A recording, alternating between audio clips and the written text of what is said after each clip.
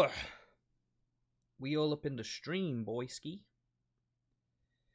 I think, anyway. Let me just figure this shit out. God damn! God damn, god damn! Come on now! Come on, Sonny Jim! So I'm just trying to get the, I need to send the stream. I need to share the stream. Islands in the stream. That is what we are. Ba-da-da-da-ba. Should probably stop singing. You guys didn't come here for the singing, that's for sure. Right, we will get into the stream in just a sec. I just want to share this to a couple of places. Just need to share it to Twitter. Squeeze me.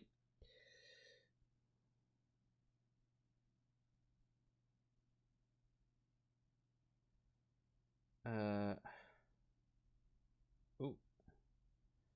Did it wrong, because I'm an idiot. Idiot! We are live! Covering the demise of America First with... Oh, I thought it was the kill stream. It's not the kill stream. It's Kino Casino. I need to change that in the Kino Casino. If you don't know what Kino Casino is, by the way, it is the new venture of Andy Warski and whoever this guy is, PP.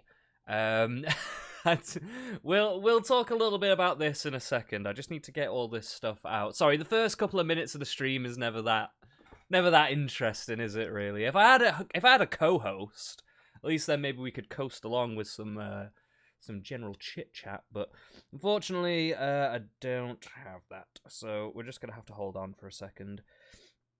Covering the demise of America First with at Kino Casino? Is that a thing? Casino? Is it on Twitter? I don't think it is it? Kino Casino.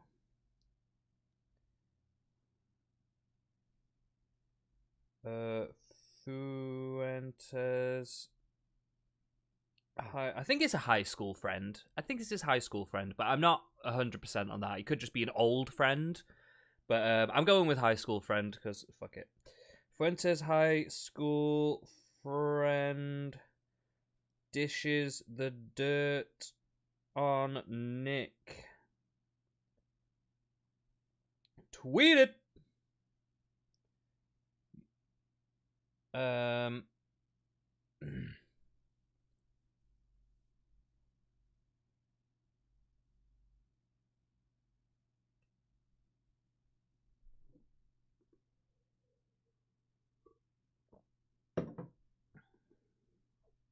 And I just want to share it to a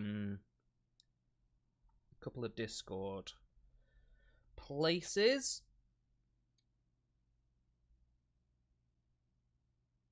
Sushi bar.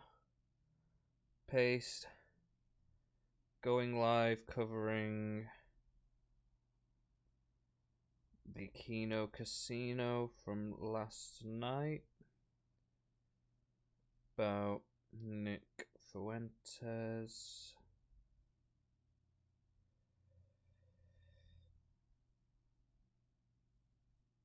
And I just want to share it to one other place.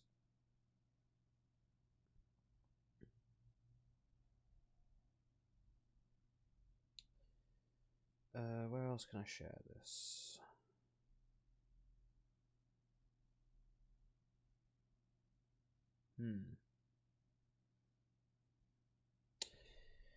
Yeah, I don't know if I can share it anywhere else, so fuck it. Let's just carry on. Right, yo. Okay, so we got a couple of viewers in. How do we all do today on this lovely fine day? Welcome, welcome. Yeah, don't be shy, guys. If you want to get in the chat, by the way, just hop in. I will be interacting with the chat as much as possible.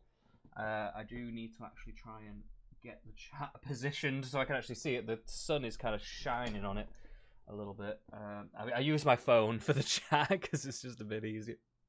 I don't have a second monitor yet.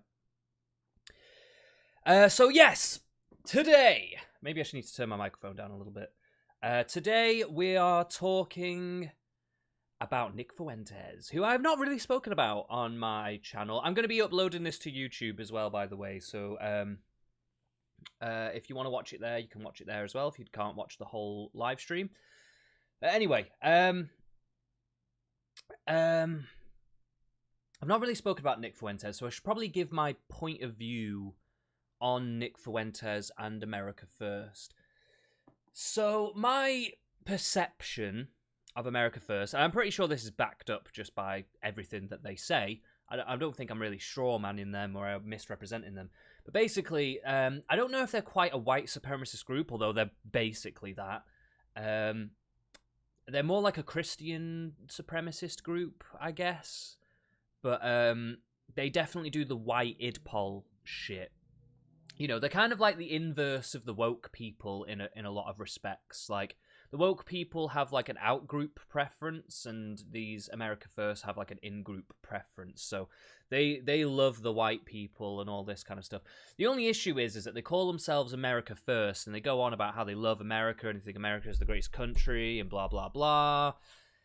But the thing is that they fundamentally misunderstand what America is. I mean, if you love America, then you should love the Constitution. The Constitution's a liberal document. I'm going to keep hammering this point home until everybody fucking understands it, because by default, if you're a conservative or a left-winger in America, if you abide by the Constitution and you believe in the American project, then you are a liberal by default. Liberal is not a synonym for left-wing, okay? Liberal is its own political philosophy, which is all to do with freedom of speech, separation of church and state. It's about democracy. It's about fair-handed capitalism, free markets, that kind of shit. Basically, if you read the Constitution, you're reading basically the tenets of a liberal worldview, political framework, etc. Right? It was born in France in the Revolution, but was basically perfected by the American Constitution. France didn't do too well with the whole liberal project in the first place. We won't get into that right now, but if you know anything about history, you'll know about the guillotines and the, what do they call it? The Red Terror? Or just the Terror? I can't remember what they called it, but they got a bit guillotine happy. But yeah, basically, America was born out of the Enlightenment, or the Enlightenment is just another way to say liberal, the birth of liberal values and the liberal vision. And most people in the Western world are liberals, whether they know it or not. Now, there's a lot of different kinds of ideologies out there, like Marxism or monarchism or Christian supremacy, or any kind of religious supremacy, really. You know, like Muslim supremacy, all that kind of shit. There's all these different kinds of, and also just authoritarianism in general, of any stripe, be it woke or, you know, kind of puritanical religious stripes. But basically, all these things are completely anti-liberal. The liberal project, the whole Enlightenment thing, was literally a counteraction to all of those kinds of things. Now, these things still exist in the world, and a lot of them obviously hate the Western world. Now, America First, Nick Fuentes' group, are somewhat pro-monarchy. They're definitely, on some level, fascist. I don't want to throw that word around loosely, because I do think definitions matter. but they are somewhere in that region. They've got an authoritarian bent to them. They like to pretend that everything's kind of ironic and stuff that they say, but they fully mean everything they say. There's no way around that. There's definitely people on the right who flirt with being ironic with this kind of stuff.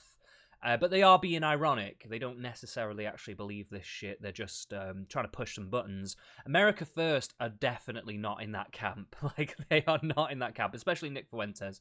He is essentially a megalomaniacal, egotistical cult leader. And he uses identity politics and monarchist authoritarian rhetoric to white identitarian politics to bolster his position. And to be honest with you, the whole woke situation has really helped his position, really helped his side grow, because a lot of people have been dissatisfied with being alienated based on being white and stuff like that. And this is a situation that the left could have avoided quite easily by just sticking to a principle of anti-racism that includes all races. So, for instance, it's not acceptable for any race to be racist to another race, right? That's the principle of anti-racism. So it should be. That should be like the kind of, I guess you could say, colorblind way of looking at it. Because at the end of the day, there's just a simple psychological element going on here where if you allow one kid in the classroom to get away with something, then all the kids in the classroom want to get away with it. And if you don't allow them to get away with it, then you're going to cause a problem in the classroom where there's going to be a small revolt on the go. I've seen this play out many times in my school life when I was a younger boy, back in the days. I've seen this play out so many times throughout my life. Even just in a family unit, you got brothers and sisters. If one person's allowed to do something, the other one's like, I want to do. You know how it is. It's basic human psychology, and if you allow black or Hispanic people or whoever to be racist to white people or Asian people or whoever else, and say nothing about it, do nothing about it, and don't call it out for what it is, and then try to reshuffle the words around and the definitions to mean that only white people can be racist and things like that, then you are literally alienating white people and all that kind of stuff. And you're literally driving people into the arms of people like Nick Fuentes, who are there, stood there with open arms, waiting for these people to come to them. And it could have just been easily avoided. It really could have been so easily avoided. But this is why this is how you know that a lot of the woke stuff is elitist divide and conquer bullshit that is trying to really just disaffect the populace. The woke stuff is just the mirror image of the right-wing stuff. The right-wingers are trying to get white people to hate the minority. The left-wing elites, who are basically the same people, really, but like but the left-wing elites are trying to make the minorities hate the white people, and that's, they're working together to create those divisions, and they benefit while everyone else suffers. And that's just the basic tenet of it all. And that's how I view Nick Fuentes and all the rest. Like, he is the byproduct of an ever-growing woke culture, which has become mainstream. And it's driven a lot of people underground. Now, obviously, there is, just going to be white supremacists and racists and things like that floating around no matter what you do. No matter how well you do the rhetoric, no matter how well you're inclusive and colorblind and all that kind of stuff, there's always going to be people out there who want to do this kind of shit. There's always going to be racist black people. There's always going to be racist people in general. But they are exacerbating the issue, and very purposefully so. So, what about this stream then?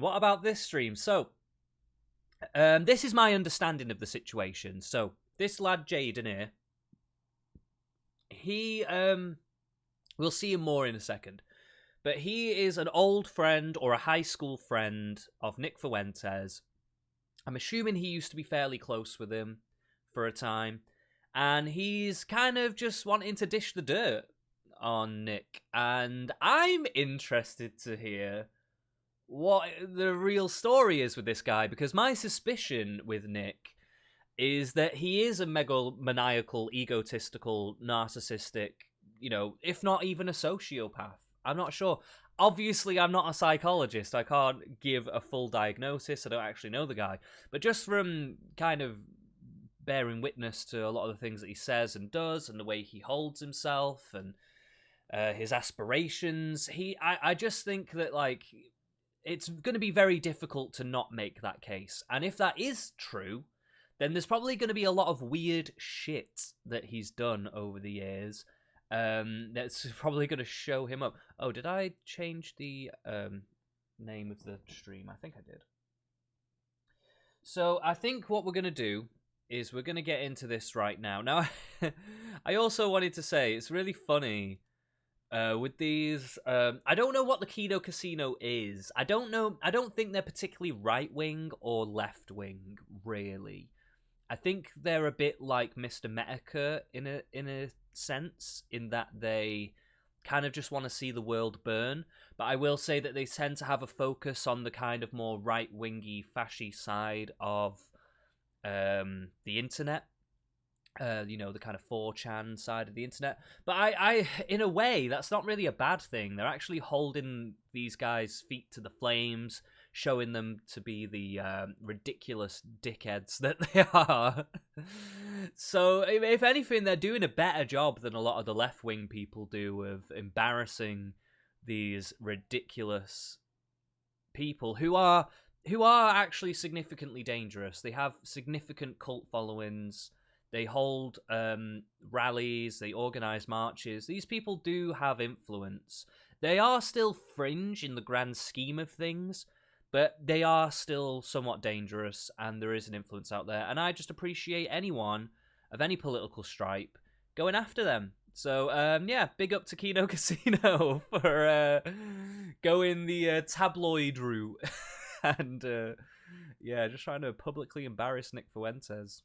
Great work, guys. And I think Mr. Metokur, I could be wrong, but I'm pretty sure Mr. Metokur comes into the stream to talk on this as well. I don't know if Ethan Ralph comes in or if he was just watching. Oglo. Oh, Oglo's in the chat. Hey, guy. Hey, man. Yeah, me and Oglo have been arguing about abortion recently. Yeah, I don't want to go too far down the rabbit hole of abortion right now, to be quite frank. But as a centrist, indeed, I'll just give a quick Orobo,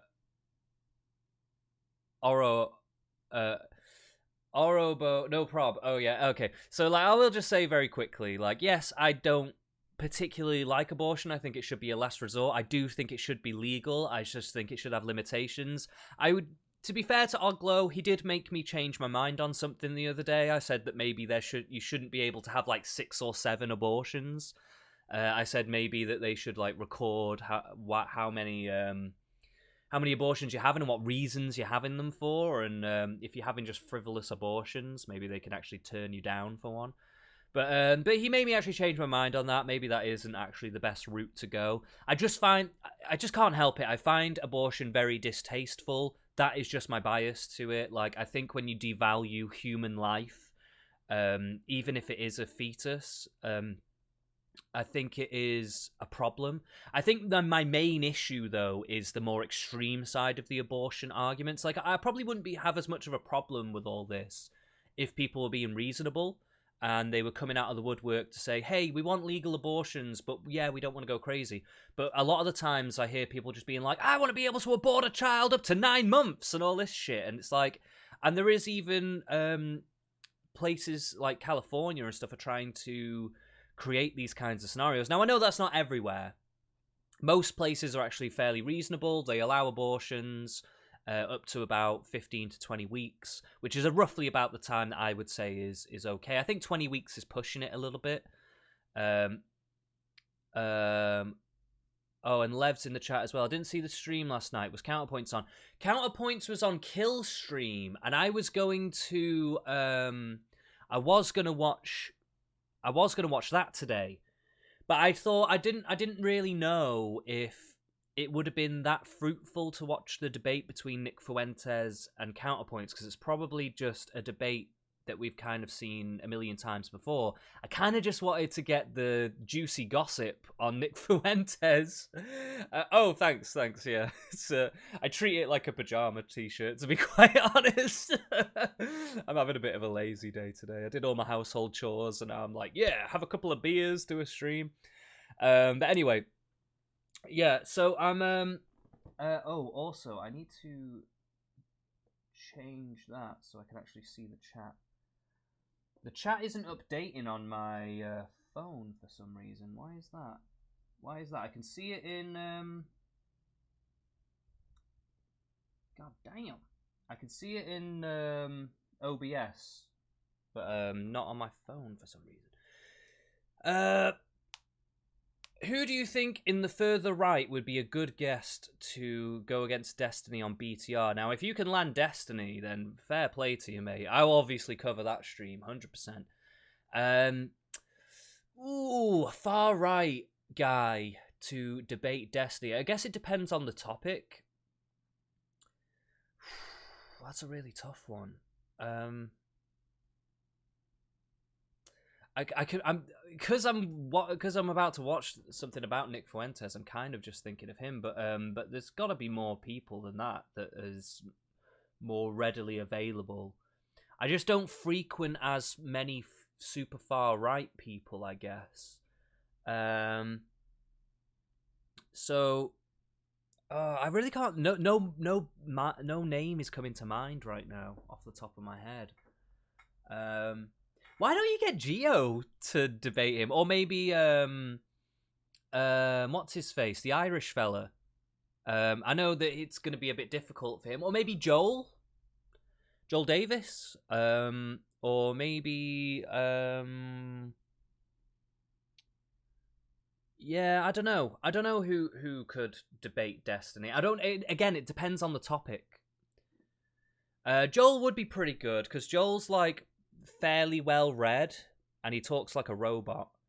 But like, I think Destiny would maybe have his hands full with Joel, but it would be the Irish fella won't come on because I'm Jewish. Oh yeah, I think we had this discussion one time, didn't we? Yeah, it's fucking retarded, that, isn't it? It's so stupid. I remember going into a hangout, a Twitter hangout, because this is the thing, is that like, why can't I think of his name? The Irish guy. That's gonna really piss me off. Okay, the chat's working on my phone now, so I can actually watch the video. Keith Woods. That's. It was on the tip of my tongue, but it just wasn't coming. Yeah, Keith Woods. He had some of these Twitter Spaces and whatever, a Twitter room, and like in his public persona, he tries to, like, especially on YouTube and stuff like that, he really toes the line. He really tones it all down, and is very coded. Like, if you didn't really know, if you were just kind of tangentially watching Keith Woods, you might not really pick up on the fact that he is basically a National Socialist, right? He is actually a or at least he believes himself to be a Nazi in that respect. But like, yeah, but you wouldn't really pick that up on his YouTube channel. But his but I went into the I knew this already, but it was just interesting when I went into one of his Twitter Spaces. They were literally, the Twitter space was like called something about Jews. I can't remember exactly what. I think they were using the code word elves or whatever. And I came in, and they were literally, it was just literally a load of people just fully bashing Jews the whole time, like fully bashing. I was only in there for like 5 or 10 minutes. I was like, oh, okay, this is what it is it? Like, fucking hell. Mask off moment. Like, oh my God. I was just, it's just kind of pathetic sometimes, in all honesty. It's actually kind of pathetic. I think it's, for me, I think I'm one of those people where I think everything's on the table. You can discuss elitism of any kind, be it white, Jewish, fucking Muslim, whatever, because all these different powers exist in the world, right? But to me, it's not a reflection of the entire people. These are the elites that we're talking about, the psychopaths that run the show. And they come in all different stripes and colours and religions and all manner of things. And I think it's just good to look at them and figure them out. But I think it's always good to make a distinction between those elites and just the regular people. Like, it's just, it's just kind of stupid. But like these people, they just think in very binary terms, don't they? They don't really think in very black and white ways and very dogmatic. And it's just unfortunate, man. It's weird as well because people like Keith Woods and Joel Davis and all them, they're very very well read, very educated. They're not stupid people. A lot of people like to think of Nazis and far right people as being stupid and low IQ and blah blah blah. But to me, that's just completely underestimating these people and the influence that they can gather. I think the left-wing people, I think a lot of them just don't really know. A lot of them don't really tune into this shit. They don't really know what's going on. And they just hand-wave it away a lot of the times. Anyway, we've gone on a tangent. We haven't even started the video yet when we've gone on a tangent here. But yeah, definitely, if you can get Destiny on BTR, you should obviously totally do that. And get a good debate topic, a nice spicy one that you wouldn't normally get. I don't know what exactly. I can't say what, but it would. If you can get a nice spicy debate, I think that would do very well for BTR. But anyway. So the story is, I think this high school friend of Nick Fuentes has come on the show and is going to dish the dirt. So let's get into the goss, the hot goss. I'm going to lose 100K according to Nick. So whoa, let's see. Hope the audio is all okay. Yeah, he's not at all. But he's been taking shots at you non-stop, right? He keeps missing the fact that he's been doing what 6-7 streams about you. After y'all split up. Two Telegram posts of me resigning. 2 Telegram posts go around the outside. Cordial, I would say, not aggressive at all. And here we are. Can we just say, I love that, like, every one of these shows that's, like, outside of the kind of left-wing purview. I keep saying purview these days. I don't know why I keep saying purview, but I do keep saying it. I don't know why. It's just a fun word. But all of them have an obligatory fat bastard, don't they? All of I don't mean to offend Mr. PP here, or whoever he is, but it's just funny to me that the Kill Stream, BTR, Kino Casino. I'm trying to think of if there's any others off the top of my head, but everyone's got their resident fat guy. But this PP guy, to be honest with you, I'm not gonna lie, he seems pretty chill. I'm not gonna lie, he actually seems like an okay guy. But it's just not that being fat makes you good or bad, by the way. I'm just saying, like, it's just funny to me. It's just funny to me that there's always one around. I don't know why that is. It's just a funny observation. A week later, also, can we make this? No, it's 720 only. About me, so there you have it. Shit. You look so free, Jaden. It looks like, Yeah, here I am. I just moved into this new apartment, so I don't have really the best setup in the world, but we're getting there. It's good. I'm feeling good. I really am. Is all the furniture at your new place? Oh, Metokur's already in there. Yes, right, okay. It's not like Hobbit furniture. You can sit down comfortably like a human. I am normal size, believe it or not. I may have surrounded myself, but that was just like a confidence boost thing. That's Surrounding right. myself You with just like we're mogging people. these manlets, the lollipop kills, beards, and all this. Jaden, were The you lollipop the only kill. member that was above 6 foot tall? I believe so. Well, no, before Jake left. Yeah, I think so. I think so. What would you estimate the average height of the average Groiper is now that you've left, Jaden? Is it? Are we saying like Groiper? All right, so this guy is a Groiper that's kind of grown up, I guess. Maybe he saw which way the wind was blowing. And he realised that America First is not really for America in any particular way. If anything, they stand against pretty much everything that America stands for.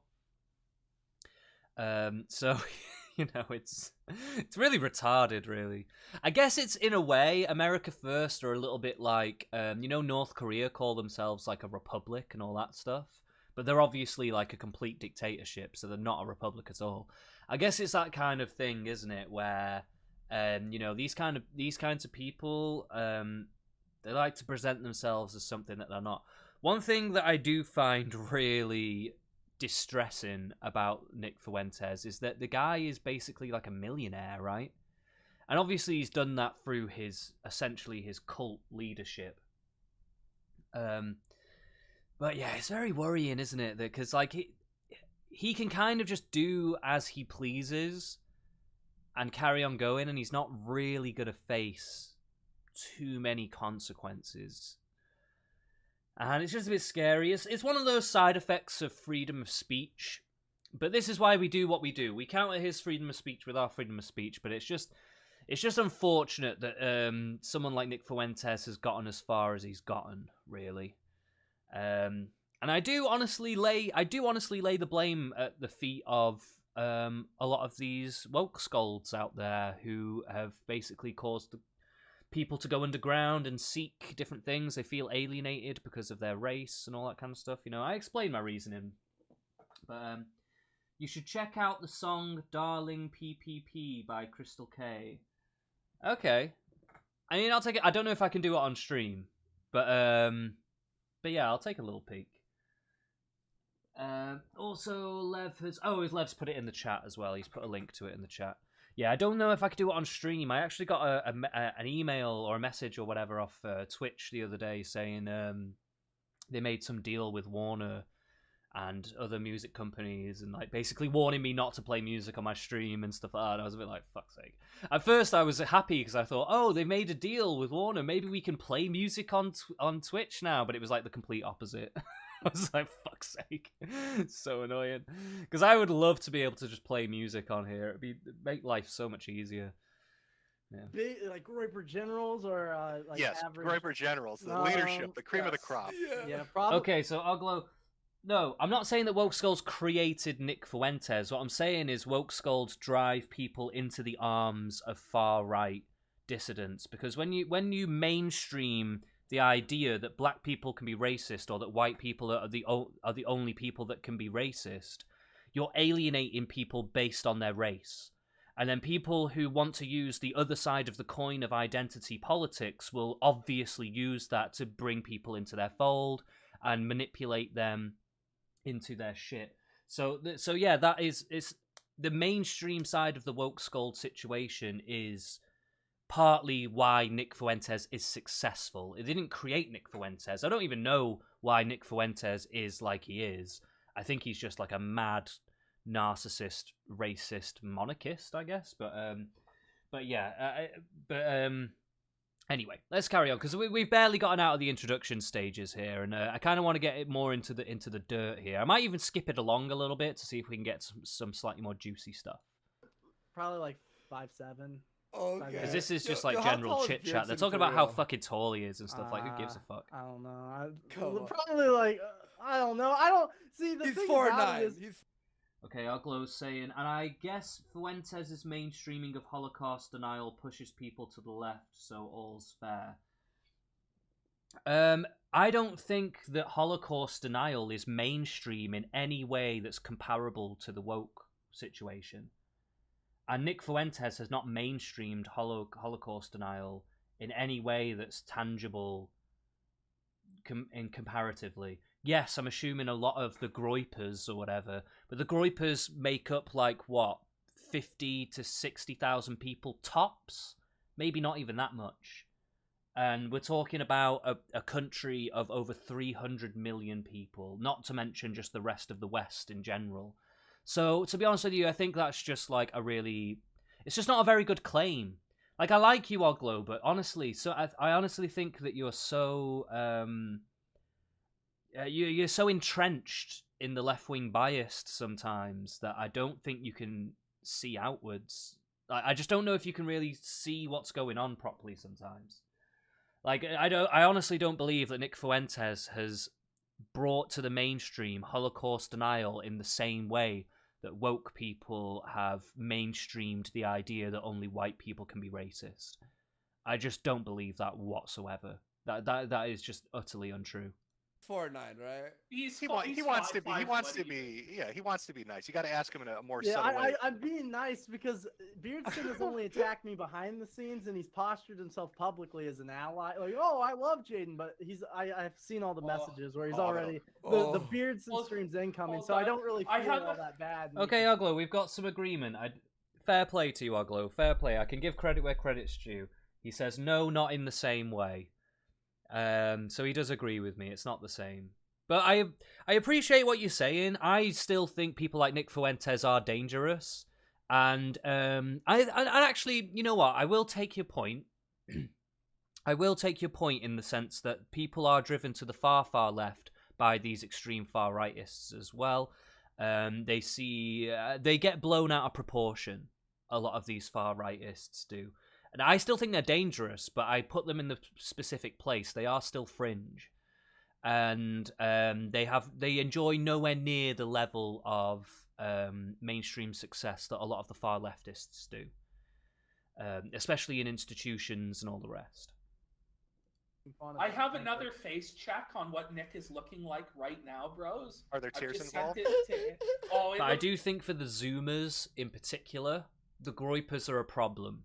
For the Zoomers in particular, because they are definitely a subversive element for that generation in particular.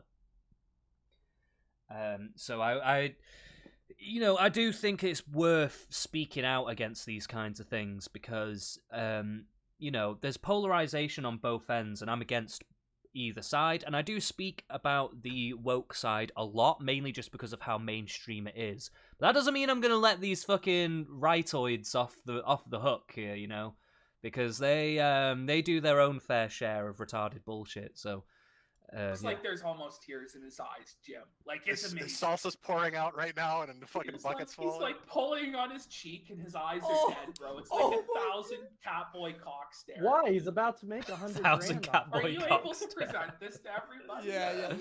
That was funny. Oh, let me open it over here. I haven't really used this system too much, but. Thanks, here comes Daddy. His porn collection. This is going to be great, guys. Screen cap this. Yeah. There it is, folks. Like, look at him. Oh, damn. Can we just say, I hate to say this. I really do hate to say it. It fills me with so much pain to say what I'm about to say, but I have to say it because it is true. But does not Nick Fuentes look the spitting image of... what's his name? Tom Selleck in this picture. I hate to say it, Tom Selleck is a legend, and I don't want to compare him to Mr. Nick Fuentes here, but he's looking a lot like Tom Selleck in this picture, guys. Oh god. And I guess that's probably the power of Nick Fuentes, isn't it? Is that he's got that mustache, and he's not unattractive, is he? He could probably stand to put on a few pounds, but he's not unattractive, is he? I feel like there's a bit of a homoerotic element to the Groypers. I'm not sure. I don't know. I can't tell. It seems very Greek. Darkness, my old friend. In a way, I've come to talk with you again. Like, that's bad. Like, look at his left eye. That's like. So this is a picture of Nick. I'm assuming that he was getting like a load of... I think this may have been after his debate with Counterpoints, or it may have just been the other day on his own live stream. He was getting like a bunch of people trolling him because loads of people are leaving America first at the moment. I think it's because there's been various different infighting, various different scandals. This is just what happens when you get like a load of complete fucking sociopathic narcissists together. It's literally the same infighting that you see with these guys, with the America First people, is really, really similar to the infighting that you see on like the left-wing woke side of things. I don't want to call them exactly left-wing. The wokists are kind of their own thing, but they just kind of originated in the left. They kind of exist in the left in a certain respect, but I don't see them as the left exactly. They're kind of their own thing in a way. But like, it's it's so weird. I was watching the debate. Well, this wasn't really a debate. It was more just a literal fucking argument between Metokur and Nick Fuentes, probably like a week or two ago. And the whole time, the whole thing was them basically virtue signaling how masculine or manly they were. You know, they were literally virtue signaling, like, oh, you're a fag, you're this, you're that, blah blah blah. Like they use these words because it's like, obviously they think homosexuality is some kind of comment on your masculinity, which is fucking redundant and retarded. But like, the whole thing was almost like a playground shouting match between children. Honestly, it sounded a lot like shit that I would hear people say when I was 12 years old. You know what I mean, just starting high school. And I thought to myself, it's actually interesting because the way that they're virtue signaling about themselves, and they're obviously very insecure people in certain respects, but like, I don't know so much about Jim or Mr. Metokur himself. I think he's more of a kind of a Joker, kind of like an actual Joker character. But you know, I think it was interesting because I thought the way that the woke people infight and they virtue signal about their identity or their skin color, their gender, their sexuality, and all this stuff, and who's got it the worst, who's struggling the most. It was really similar in a lot of ways, but it was just coming from like different angles, and like the things that they respect are different. So like the America First people like really respect their masculinity or lack thereof or whatever, and there's a lot of insecurity around that for them. Whereas with the woke people, a lot of them don't have a very good grasp of their own personal identity. Like they don't have a very strong hold on their identity, so they use that as a weapon. They use that insecurity as their thing, and it's just interesting. It's just interesting to observe the behavior and the kind of overlap between it, like psychologically. That is despair. Oh, Jaden, what have you done? This was your best friend for life. And yes, I'm armchair psychoanalyzing everybody. I'm fully armchair psychoanalyzing everybody. So please don't take all this as complete fact. This is just my opinions, but I have done a lot of psychology research. I did psychology when I was in college. So I'm not like an expert on psychology or anything, but I do have a very deep interest in it that spans, you know, well over a decade. So, you know, I like to think I know a little something of what I'm talking about, but at the end of the day, it is still just opinion. So let's not get ahead of ourselves. I mean, he says that, but he hasn't been acting like too great of a friend, if we're being honest. Well, he I mean, talked shit for an entire week. Entire week for non-stop. 2 Telegram posts, and I texted him. I said, you know, you gotta love how none of this is really based on principle. Like, he left America First not because he saw a breakdown in principles, but just because there was interpersonal issues. You understand? Like, it's like this is what tells you that the whole thing is like more of a social club than any like real political thing, and they just use identity politics to galvanize themselves. Like in the same way that America First loves to be white or American or whatever the fuck, it's kind of the same way that the woke scolds use being gay or black or something like that, you know? It's just funny to me because all of this is stupid to me on either side. All of it is stupid to base so much of yourself on your race or your gender or your sexuality, to make that a key component of your personality and who you are. Although these things go into the mesh, the puzzle of who you are, it's not literally who you are. You know what I mean? Like, it's what's in here that is who you are. And yes, your experiences, yes, your race and all that kind of stuff can play a part in all that. But ultimately, nobody's a monolith, and when it comes down to it, everyone's different, everyone's an individual, and that's just literally how it is. And people just go the complete other way with it, you know? The Super Adventure Club. Yeah, I honestly... I know what you mean. Like, it's just really childish. Like, they don't really. I don't think they really know where they're going with this stuff. I don't even know if a lot of the people in America First, maybe they're realizing it now. I'm not sure. Maybe this is why there's like a lot of defections going on. But I don't think they really realize that Nick is essentially taking them for a ride. I'm not even sure how much Nick really fully believes his own positions, or whether he just says them to galvanize an audience.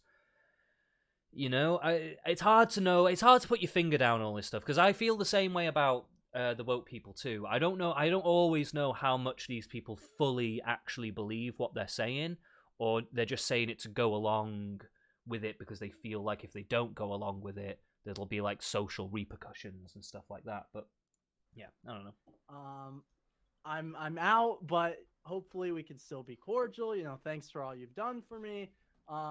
It goes all the way back. He's not only been talking about me for a week, but he's just been straight up lying, and hopefully we can get into that. That's really the whole point of me coming on here, because I wasn't like planning to come on here initially, but as the week progressed, he's threatening me. He's doxing my biggest donor. He's threatening to dox other people through his little proxy of minions.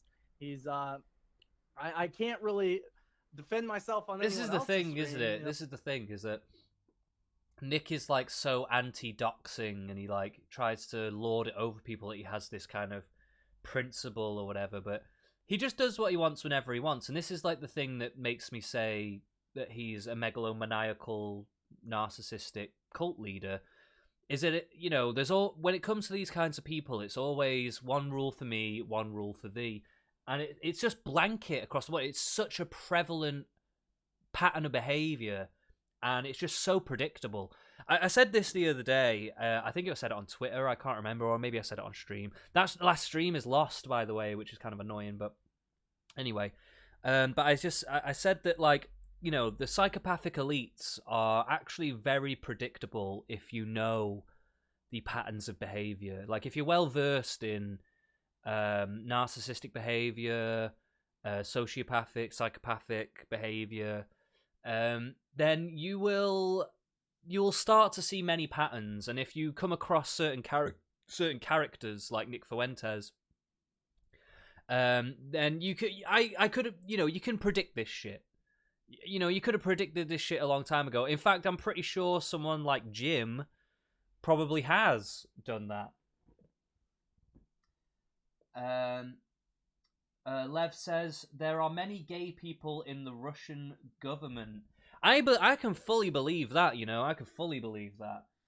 They go by different rules than the masses. Yeah, I imagine the Russian oligarchs, it's the same thing everywhere, in North Korea and places like that, China, and all that kind of stuff. Like, they get to do what they want as long as they toe the party line and all that stuff. So as long as they're seen to come out and say, oh yeah, fuck the gays, basically, or whatever. But then they can go and have their gay sex orgies behind closed doors, their drug-fueled crystal meth infused gay orgies. But it's really annoying. It's really annoying. This is why the liberal project is so valuable, is because it allows gay people and other people their rights, essentially. Now, obviously, it's a struggle because of democracy and people vote for different things and whatever, but it gives people the right to advocate for it and to go for it and for people to vote for it and shit like that. You just don't get that in other places. And yes, it's a rocky road. It's not always perfect. Things go up and down. Societal attitudes change. But that is democracy for you. And people are going to vote for the society that they want to live in. And that should just be the fundamental at the end of it. That should just be the fundamental. But a lot of the times people aren't getting the choice. Most times outside the West, people are not getting the choice to even vote or have a voice on these kinds of things. So, it's people are really ungrateful for that, And I would like to see, this whole Roe v. Wade thing. To be honest with you, I'm not thinking it's going to get overturned, personally. But even if it was overturned, giving it up to the states to make decisions, I honestly don't think you're going to see that many states flip, really, on that issue. I think a lot of them will still keep the abortions and stuff. Some of them might take different approaches than others, but I don't think you're going to see a huge change. And at the end of the day, it should be up to those states to vote and decide on the people. Because, like, if you've got various different candidates and one's pro-abortion and one's anti-abortion, then you get to vote for that, basically. And I know it kind of sucks for the people that are pro-abortion, but they didn't get the majority in the vote. Well, unfortunately, that is just the democracy that you live in. And otherwise, if you don't want that, then you're basically just asking for authoritarianism. And that's not right either. So, you gotta... Sometimes you gotta take the good and the bad with it and just accept that reality can't always be fair in every single instance. You just gotta advocate for what you believe in and hope for the fucking best, basically. People are like, why don't you go on Beardson's? Well, I've seen the screenshots there. He's not really an ally. Well, you speak your truth here, King. Well, I appreciate it. I'm here to speak my truth. You Nigerian King. I did want to ask one question, because the height question really does get to me, and I know he doesn't want to specifically tell us how tall Beardson is, because that'll make him throw himself off a bridge. How much money would you say you spent on Icy Hot to soothe your neck from looking down when you're around them? Like, just a general dollar amount. Well, Tiger Balm, maybe? Yeah. I mean, dude, I don't know, man. I'm not used to the. Right. I need to get out of my. I'm not used to attacking these guys because they've been my friends for so long. I know. I'm just a little light entry. This guy seems to be in an odd position because I don't know who this Beardsome guy is. I'm assuming he's another prominent groiper or something. I'm not really sure. But he obviously is in a precarious situation because this guy Jaden seems to be a prominent groiper himself. He's made something of a living online with it, I expect. So now he's in a funny position where he's come on here to basically go after Nick Fuentes. However, he doesn't necessarily want to alienate the entire groiper movement or some of the friends that he's made within that movement. So he's in like a funny position, isn't he? So I don't know how this is going to go, really, because he's kind of being pulled in different directions. So can that make him that honest? I'm not sure. Let's warm him up. We have to warm it up. Sure. Jaden, you seem like a somewhat chill, relaxed, almost normal guy. Which I like is to think of myself that way. So how did you end up in the Catboy cult in the first place, Jaden? Explain your relationship to Nick and how you first started off and everything like that, just for people who might not know. Sure, yeah. So for those of you who don't know, I was involved with campus politics way back when. I was a chapter president of my Turning Point USA at Kansas State. I within 6 months had the largest chapter in the Midwest. Charlie Kirk was talking to me. I was getting invited to Mar-a-Lago. I had a pretty cozy deal in Con Inc. basically lined up. Within 6 months to a year of just doing campus politics, and at CPAC met Nick, and that's CPAC 2019. Sorry for the timelines all over, but CPAC 2019 met Nick, and from there I started watching his show. I got red pilled, and I was willing to throw away everything. Can we just say that Nick Fuentes is not offering red pills? I understand that this is what this guy thinks, but Nick Fuentes is not offering red pills. He's not offering a dose of reality. What he's offering is manipulation. I don't even know what you would call that. I don't know what pill that is. I don't even know if it is a pill. But he is not red pilling people. He's trying to, if anything, he's building his own matrix to put you into. What? It's not a blue pill. It's not a red pill. It's his own matrix that he's trying to put you inside of.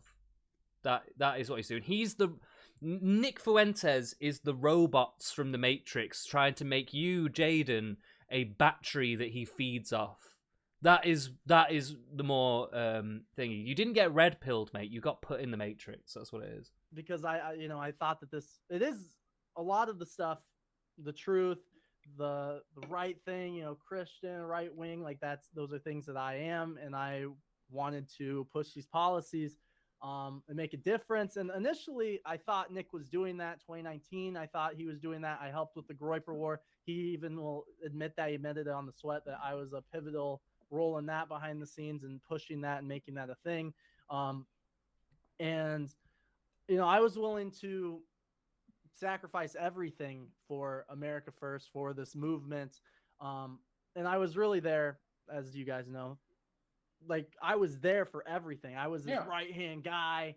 And that's why it's kind of... Right, so he really is deep in the source. I thought he was a high school friend. This guy is actually a full-on, like... I was going to call him a co-conspirator then, but it's not really the word, is it? He's not a co-conspirator, but he's a collaborator. Yeah. Lev says, it's not a red pill, it's a roofie. Yeah. Nick Fuentes is like the political date rapist, And people like them. They're all the same. They're all trying to create matrices to put you into. These are the narratives that they wield. And it's very powerful because obviously the human mind is built to draw on narratives as our primary way of understanding things. That's why if you understand how to manipulate narratives, you can manipulate the human mind, This is why all information was like orally, told, and it was always told through stories and stuff like that. This is why the Christ teachings are in parables and stuff like that, because it's the easiest way to teach people things and to share information, especially before there was, a prominence of reading and writing and stuff. So yeah, when you get people trying to create narratives for you, they're basically creating the matrix to put you in. That is literally what it is. Yeah. Upsetting, not really, but it's just, I guess, laughable. It's really laughable that he claims, he's so giving, he's so generous, he's done everything for me, and it's like he's helped me, but I've obviously done a lot for this guy as well. And to say, well, we'll get into that, but it's honestly, it sounds like you went all in on this movement. I mean, you have a Wikipedia page now saying you're a white nationalist. You're on the SPLC watch list. Right. You've sacrificed a lot for this movement, including a really cushy. Yeah, which is, I guess, somewhat true, right? I mean, yeah, it kind of sucks to be at this young age and have these labels put on you. But he must have known that was going to happen because of the nature of the movement he was getting involved with, right? Like, it can't hurt too bad to be told you're a white nationalist when that is basically the platform of America First, right? I mean, it's not like it's a lie. It would hurt more if it was a lie. Like, like when you're just a regular milquetoast, just white person going about your life, just being like, oh yeah, I'm just trying to live my life and blah blah blah, and somebody comes along and says, you uphold white supremacy, you're basically a white supremacist. These fucking woke skull people. Then like, that does hurt, because then it's just like, whoa, wait a minute, you think I want to genocide or have dominion over other races of people? Like, what the fuck are you thinking about me? You know what I mean? It's like, it's a pretty horrible thing to say about somebody. But when you actually actively get involved in a movement that is basically their MO, it can't hurt that bad to be given these labels if that is what you actually believe. It's just the same thing as like the Hebrew Israelites and all that kind of shit. They are like black supremacists and stuff.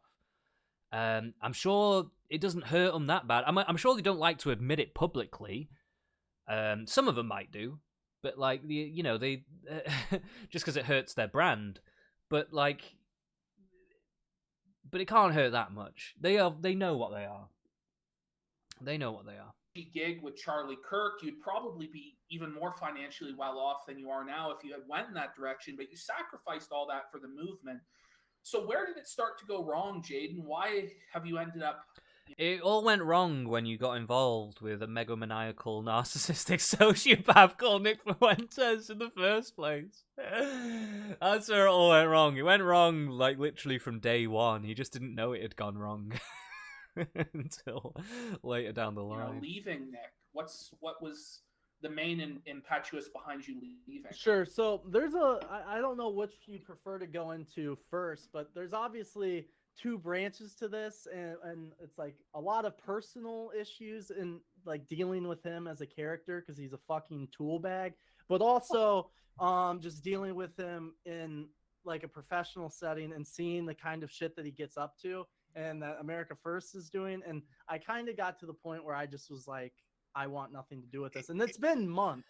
I guess it is probably that, and I think I can forgive a young lad this, okay, right? So he started off as like a milquetoast conservative. I can tell he's got a bit of confidence, maybe a bit of arrogance about him. You know, he likes to own the libs, or, well, they're not libs, but the left-wing people. He likes to own the lefties and all that kind of shit, which, you know, it is fun. Don't get me wrong, I agree. It is fun to own the lefties now and again. But, and he's obviously seen this Groyper group as like this new, they're all memers, they're all Zoomers, they're all about my age and blah, blah, blah. And it's kind of like a club, you know. He's like, oh, I'm going to get involved in this thing. And he probably thinks, he's probably not known how much shit is irony and how much shit is real. Because I know for a lot of people that is, part of the way that they recruit people is banking on that people don't quite know what is going on with them. You know what I mean? Like, and I think a lot of people go along with it as well because they think it is all irony and stuff like that. But then eventually the joke becomes real, right? And then it's just all normalized to them. That's an element. I'm not saying they're all like that. Some of them probably know full well it's real, but I'm just saying, like, there will definitely be younger people who, you know, are streaming and memeing, and they don't really realize the depths of what they're getting involved with. Whereas Nick, I don't want to call him a mastermind because I don't think of him as being a mastermind, but he is obviously orchestrating this very purposefully, and I think he has a... I don't like to compliment him, but I will say that I think he does have a good grasp of how to manipulate people into his worldview or his energy. I don't know what you would call it. I know that's a very hippy-dippy thing to say, but like, I think you get what I mean, though. I think he just, you know, he can take a milquetoast conservative and he can start memeing along with you, like, say, like, oh, the Jews this, or the black people this, or the da-da-da this, or women this, and da-da-da. And, like, he's all acting like it's all fun and jokes and blah, blah, blah. And, like, oh, yeah, these are the edgy conservative jokes that we'll be making. But we don't really believe this, because I actually kind of respect women or whatever, or I don't actually really care about black people. If anything, I'd prefer more black conservatives or something.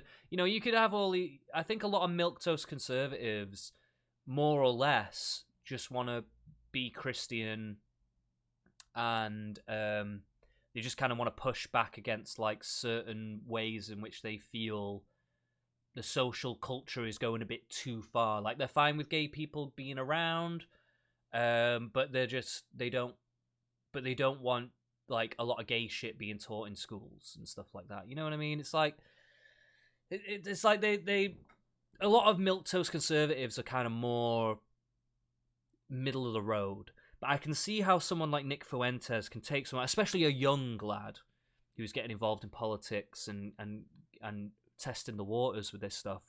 I can see how Nick can take someone like that and pump their ego up and make them feel more special, make them feel like they're involved in a movement that means something when it really doesn't.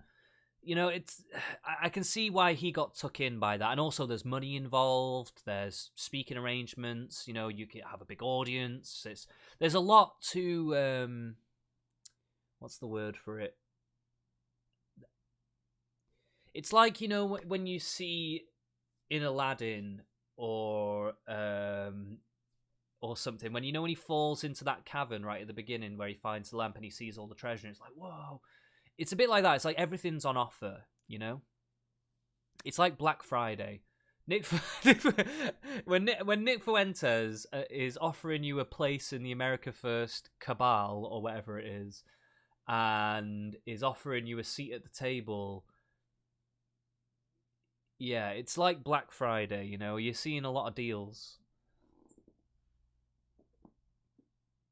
Can you make the screen cap audio louder? Oh, right, sure, yeah, of course. Sorry, I was wondering if the audio was okay or not. I wasn't quite sure. So sometimes the desktop audio can be a little bit funky sometimes. It's been months. Is there any separation though between? Just let me know if that's okay. Not really. It's kind of sloppy. Like the personal and business seems to be so intertwined. I mean, look at the last week. Look at the last week. This guy's been spurging out, and I have all of his claims listed just because I wanted to hit all of them eventually. But to say, first of all, if anyone thinks that this is about a girl, maybe he's convinced himself that, but that's like retarded. That's like fucking retarded. Everyone's like, why would you throw your life away, Jaden? You were doing so well for yourself with super chats and stuff. Why would you do that for pussy? And it's like, that's not the case at all, you fucking... Because that's all these boys want. They would lose it all for just a smidgen, just a crumb of that female essence. That is, let's face it. To be fair, I don't know if this is about a girl. Probably not, to be fair. It's probably not really about a girl. But it does seem more like it's just a build-up of loads of shit over time. And he, as an originally just a milquetoast conservative, started to realise that he was in too deep.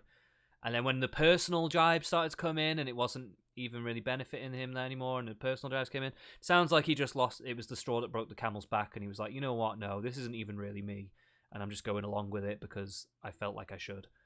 He put too much of himself into it to pull out, and now he's suddenly pulled out, So, I can give him a little bit of respect for that, I don't know if he's going to denounce his groiper ways or anything like that. I'm not necessarily expecting that from him, but I do think it's good that he's come out to try and expose Nick, because there hasn't really been this kind of thing before.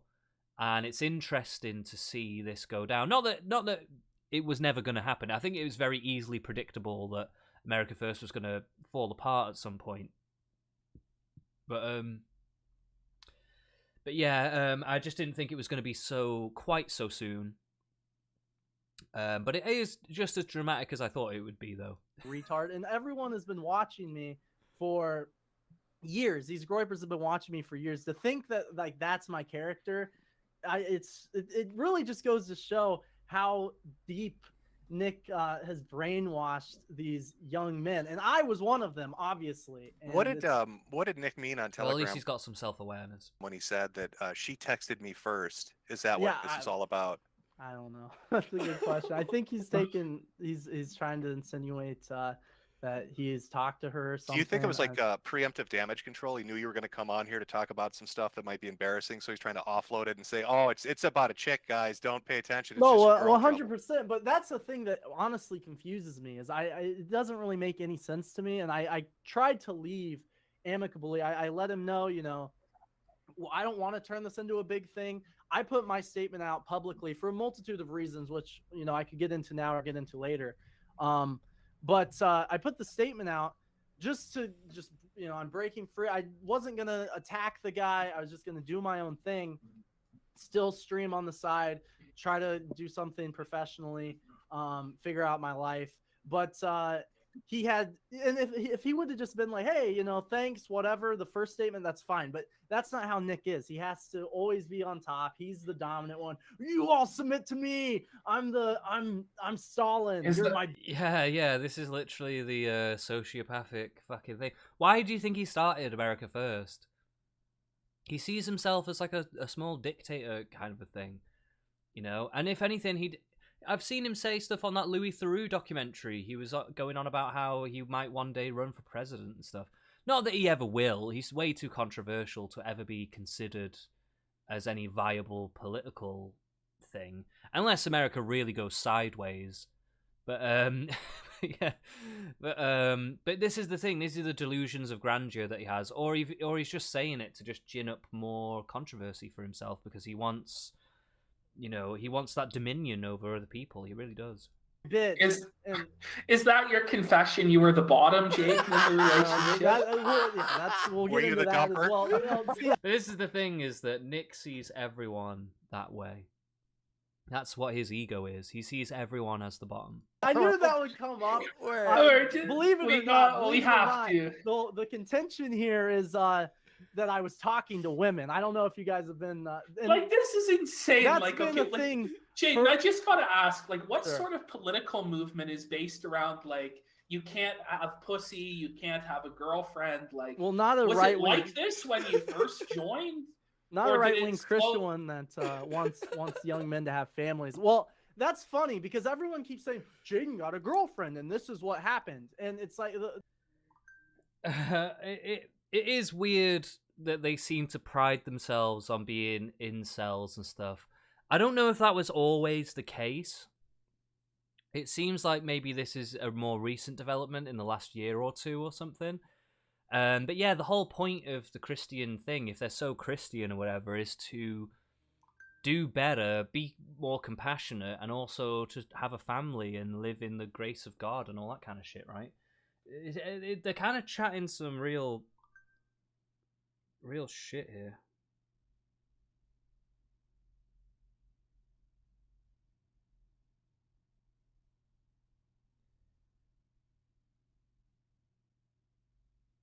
Sorry, I just need to reply to my housemate real quick.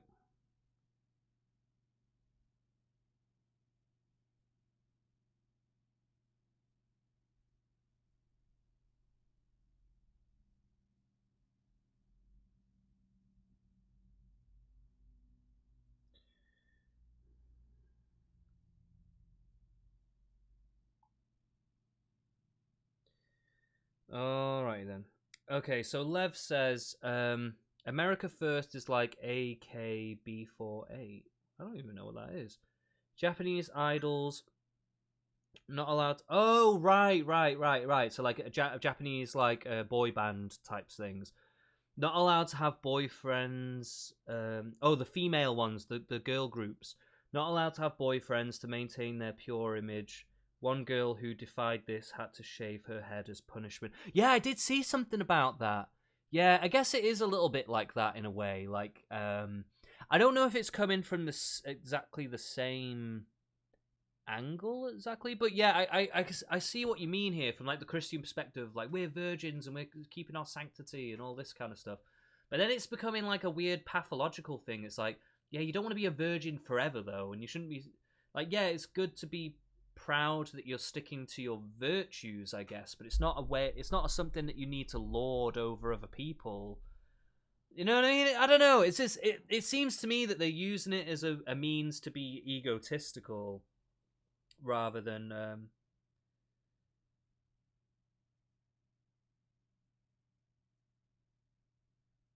yeah, it doesn't seem to be it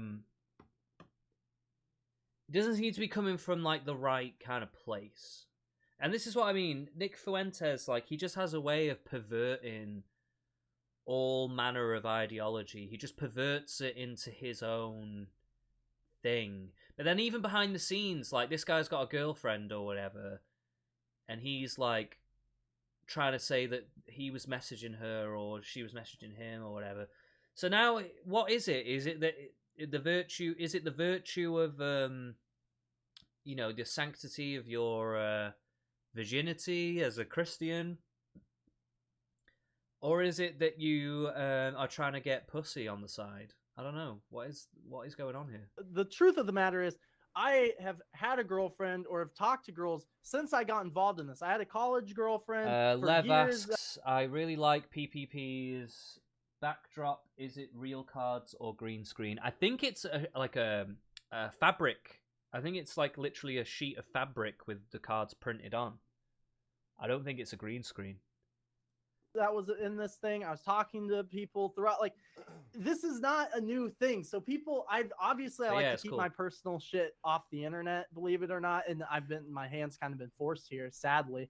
But this isn't like a new phenomenon of me talking to women. It's always been a weird issue with Nick for some reason. And we've gone back and forth on the incel thing. The only one that believes in that? Because I mean, I know Beardson was married. I know Dalton is in a relationship. Bake seems to date a lot of women. You said you had a college girlfriend. It seems like, you know, all the Groyper generals are out getting their dicks Growing wet, the and Nick's the genitals. only one there talking about monkey love. So it seems kind of like a weird disconnect. Well, it is odd. I don't know if it's. I think it's honestly because I was as close as I was, like in proximity to him, that it was such a big deal. Because I mean, you guys already know that we were living. He was living in his building, whatever. I was living in the basement apartment, which I can So explain. you were on the bottom. No, see, Oh. the whole thing is fucked up because he put out the whole apartment thing yesterday. Now we're off on a tangent, but I feel like I feel like I should explain that. We have a lot of Jaden, time, if you dude. We have wanna- all night. Sure, yeah, sure, we sure. have all night. So, Jaden, Sure. do you want to explain how you came to live with Nick? Yeah, What that, the yeah, deal that, was? They that's a good way- lived together. These guys lived together. Oh, we're gonna get some juicy shit now. I think we're that's gonna a get good some place to very start. juicy So shit. basically, I just put out the George Floyd tweet, whatever, stupid. And I was getting a lot of pressure from school. COVID was going on, so I'm not at school. And I was getting kicked out of school. And Nick's like, you aren't really doing anything. You're streaming. Why don't you come out to Chicago? I bought a building. You can live in the basement. It's the basement apartment. It's its own unit. Okay, so we didn't see each other. People were like, "Oh, you guys are interacting every day." I haven't seen this guy but a handful of times for like. Right. They just lived in the same building but didn't really see each other. Right. Okay. Like 6 months. So he said, you can live in the basement, you can stream there, not pay rent, and you can produce my show through OBS. Whatever, super easy job. And I'll pay you on top of that. So you'll have a salary plus your streaming thing, and you don't have to pay rent. Pretty good gig. I'm like, yeah, sure, of course. While I'm figuring out what I want to do professionally, So complete dependency. Obviously, Nick gets some benefit from him as well, but that's complete dependency that he is creating. 20 years old, whatever, that works for me. So leave my family, leave the GF, leave all the things I had going on in Kansas, whatever, and drive out to Chicago. Was this your first time away from home? Like, was this your first time out on your own, doing your own thing? I mean, I was in college. I was in like dorms and stuff, but you were close first... to. Were you? Yeah, close to I was within a few hours. Yeah, a couple of hours. So he separates you out in a new city, puts you in the basement, tells you he's gonna take care of you. Correct. It sounds a bit like financially. This is It's scary. grooming. With a job, nothing sus. So what happened? Did he ever pay you, Jade? Yeah, so that's the thing is, with all of that, I every single month it was a thing because I was like, yo, when are you gonna move in to your new apartment so we can build the studio? You're doing your show there, and then I can produce it because he was still doing the show from his mom's house. And he's like, next month for 10 months, all the way up until October of the next year, because I moved in November of 2020. October 2021 is when he finally moves in. I believe, around that time. And give it or take a month. And that's when he told me basically that actually it was a month afterwards that, yeah, actually I don't need you to produce the show for me. I'm just going to do the green screen again, whatever. And initially when he pitched it, he was like talking about doing a co-host thing. He was talking about doing the Tim Pool thing. And that's whatever. It is what it is. Like, I'm not that salty that, oh, the job didn't happen. But when he's sitting there like, he lived rent-free in my building. And Jaden, it sounds like he tricked you into being a house sitter until he could move to his fucking new place. I mean, honestly. Pretty much. You're like on-site security. You're on-site security. Just to be clear, Jaden, he never paid you for anything that you did there. He gave me $1,000 to film the 17-day road trip. The White Boy Summer trip. Right, so he never even actually... He told him that he was going to get a salary. He never got a salary. But I suppose he did live rent-free and he still was streaming and getting his donations. So he was making money off his own shit. But Nick basically sold him down the river a little bit and just said, like, oh, I'm going to give you all this money. We're going to have this job. We're going to do this. And like Jim says, yeah, he was kind of just tricked into being a bit of a house sitter, it looks like. It's a bit fucked up. But, again, this is just more evidence of what I've been talking about. And this is just the beginning. I don't even know where this is going to go, but this is just the beginning. 17 days on the road. Correct. $1,000. Correct. Less than $100 a day. What the fuck? Did he cover the hotels? Because this. Yeah, he covered the hotels. Okay. Did he cover the meals? No, not the meals. Whoa. So, like, just the reality the hotels is you got a meal stipend and the gas for and that's all you were paid. Days. That's all you were paid. That's all I was paid the whole time ever. Yeah. What? Isn't he a millionaire, Jaden? Yes. Oh. And he can only pay his supposed best friend. Well, I mean, you'll hear his this. right-hand man in the movement $1,000. You'll hear this over later. all those years. You'll hear it later. It's. I'm not like that. I wasn't really that worried. I wasn't necessarily doing it for the money. Because I had the streaming thing going on, and that was what I was making my living off of. So this was just like helping the movement. I saw myself as being a part of the movement, so I didn't really care that much about if I was making. But unfortunately for this Jaden, it just kind of sounds like he's a bit of a stooge, which is unfortunate. He's been used, It's not nice to be used like that. I don't even know if Jaden fully even realize. I think he's realizing it more as they are talking now. I don't even know if he's actually fully realized all this until just this moment. But doing that stuff. But I want to ask you, you were the treasurer of America First, right? Correct. So what did that entail, and were you not paid for that? Well, so initially when he pitched that to me, it was before I moved to Chicago, and he's like, I just need 2 basically dox people, because it's all public records, of people that can be on the board. Essentially, you're not going to have to do anything. So me and Michelle were on the board, Michelle Malkin, and he told me, you don't have to do anything, whatever. When I moved out there, because I wasn't doing anything with the show, it was always constantly like, you're living here for free, you're not helping with anything. And I was always like willing to help. I tried to book his college tour, and he was very like, yes, you do it, no, you don't do it, off and on there. I was trying to help with a few other projects. He never once told me, I want you to do this, and like I didn't do it. That was never the case. But with the treasurer position, it was him and his assistant that dealt with all the money. And it was basically like I was just. So they gave you papers to sign.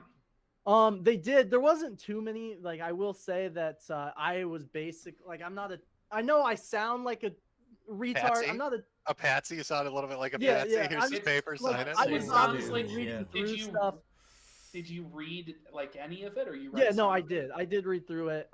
It wasn't like anything super sketch or anything that I saw. It was basically just I was signing off for the registrations to raise money in certain states. It wasn't anything like crazy. So not a big deal. Do you know if Michelle Malkin was she heavily involved, or was this really just need 2 people and that's it, and me and the assistant are going to handle it? Yeah, it was basically just Nick handling everything, him and his assistant. I was basically hands off, and that's really why I came out with the resignation to begin with, is because I didn't have anything to do with it. I saw some, I heard some things way later that I had no idea was going on inside the organization that like dropped in a couple of hit pieces. I didn't even know about that stuff. And I'm like, yeah, I want nothing to do with this. Obviously Nick's like insane. And he has all my information. And I just wanted to step away. I just wanted to put it out there publicly. Like I have nothing to do with this, because I don't know what the fuck's going on behind the scenes there. Nick didn't tell me a lot of things that were going on behind the scenes while using my name. He obviously has like all my information, like all of my information. And one of your concerns about this is that you're being threatened with your social security number being released. Yeah. I mean that, I was hinting at that. Yeah. It's so he has my social security number and other stuff like that. And I don't know. I don't know. I suppose. I'm just trying to figure out, like, why would that be a problem? But I'm trying to think of, like, what the equivalent is in the UK of a social security number. It's probably your national insurance number. Or something like that. I know, is social security to do with like your pension and shit? I guess it's supposed to do with your work and stuff, right? I don't know too much about the details of this side of the American economic system. But I expect it probably would be kind of. I expect like if you put someone's social security number out there, then you're basically begging people to defraud you or use that social security number on like, documents and things like that. It could kind of fuck you over. That would be my impression, but I honestly don't know if that's like the case or not. I don't know. Maybe some Americans in the chat can let me know what that's about. I'm just gonna see if I can find some tobacco. I think I might have run out of tobacco. Oh no! My crippling addiction to tobacco. No, I've got a little bit. I've got some little bits and pieces here. I'm gonna have a quick cigarette. I'll let this play while I'm having a cigarette though, so don't worry, guys. You will get the content. That's right, boys and girls. Boys and girls. What the fuck did I do with all the skins? Oh, they're over there. Just be one sec, guys.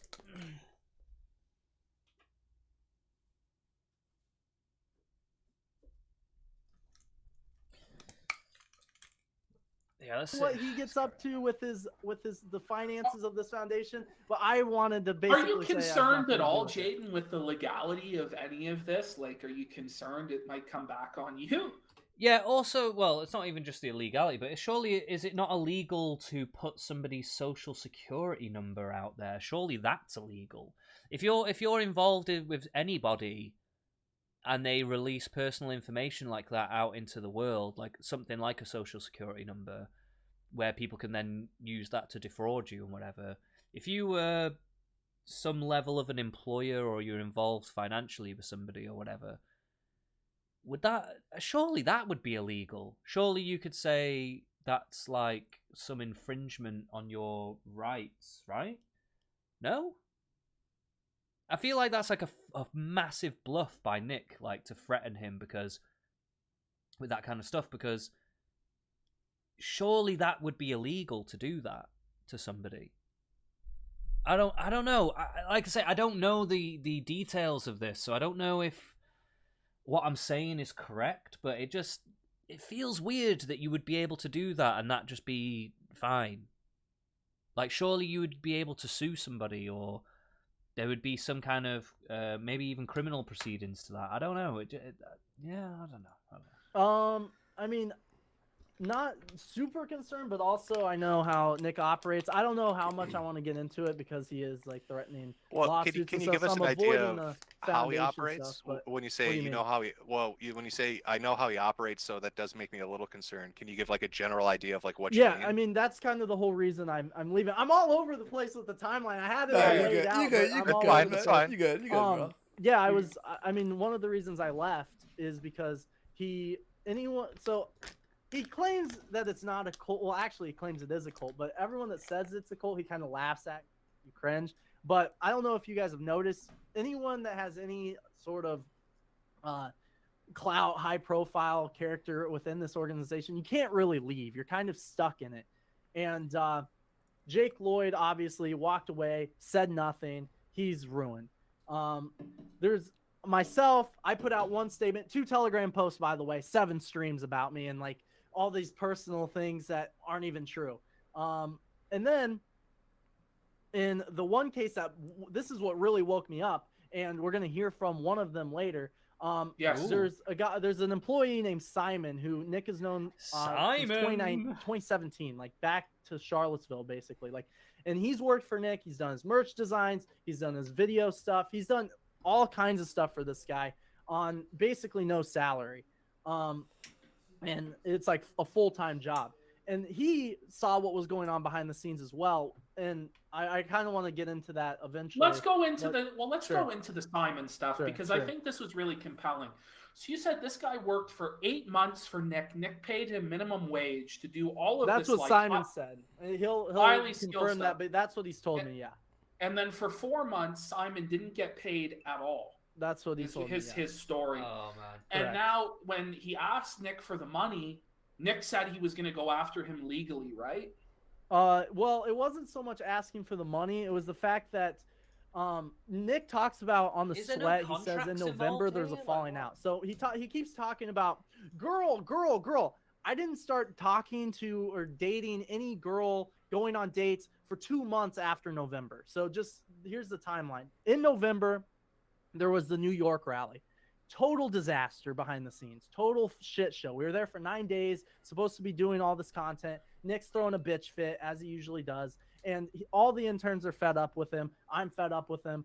Everybody behind the scenes was sick of this guy. And it just like, and we can get into details if you'd like. But long story short, after November, after that rally, me personally was like, fuck this guy, basically, on a personal Jaden, level. tell us about But what he Simon, wanted to wear to the rally, just quick. What did he want to wear to that rally? Yeah, the I mean, rally you in New York? mentioned it. You mentioned it before. He wanted to do like the Donda face covering thing, where he wears like a black mask, and I'm like, yeah, probably not the best idea if we're trying to appeal to like 6-year-old Trump supporters wearing a black mask and black Doc Martin. I don't know, but not important. Not important.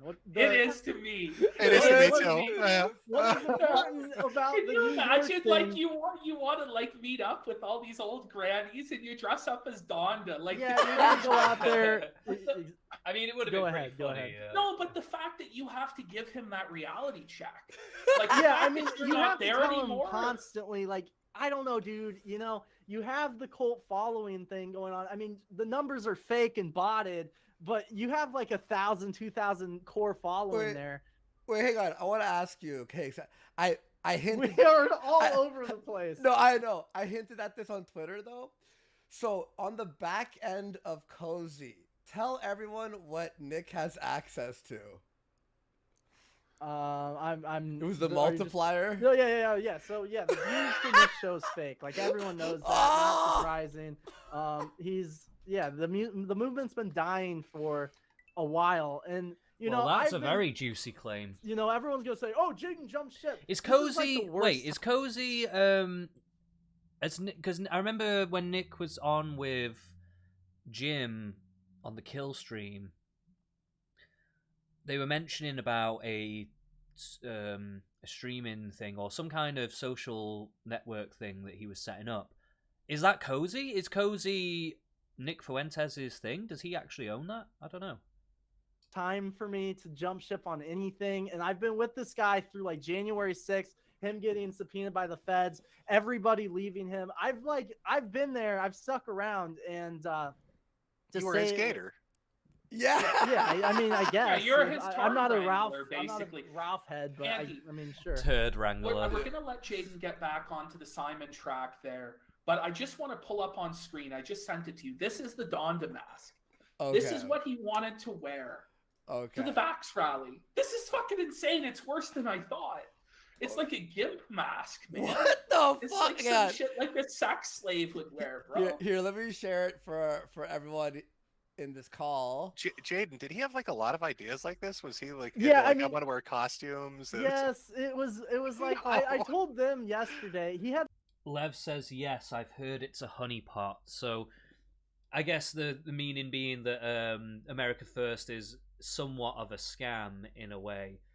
And this is kind of what I was saying earlier. Is that this is why I don't know how much of what he says, if he really believes it or if he is doing it to just gain loads of money, and he just saw a way to manipulate a bunch of people and just took it, you know.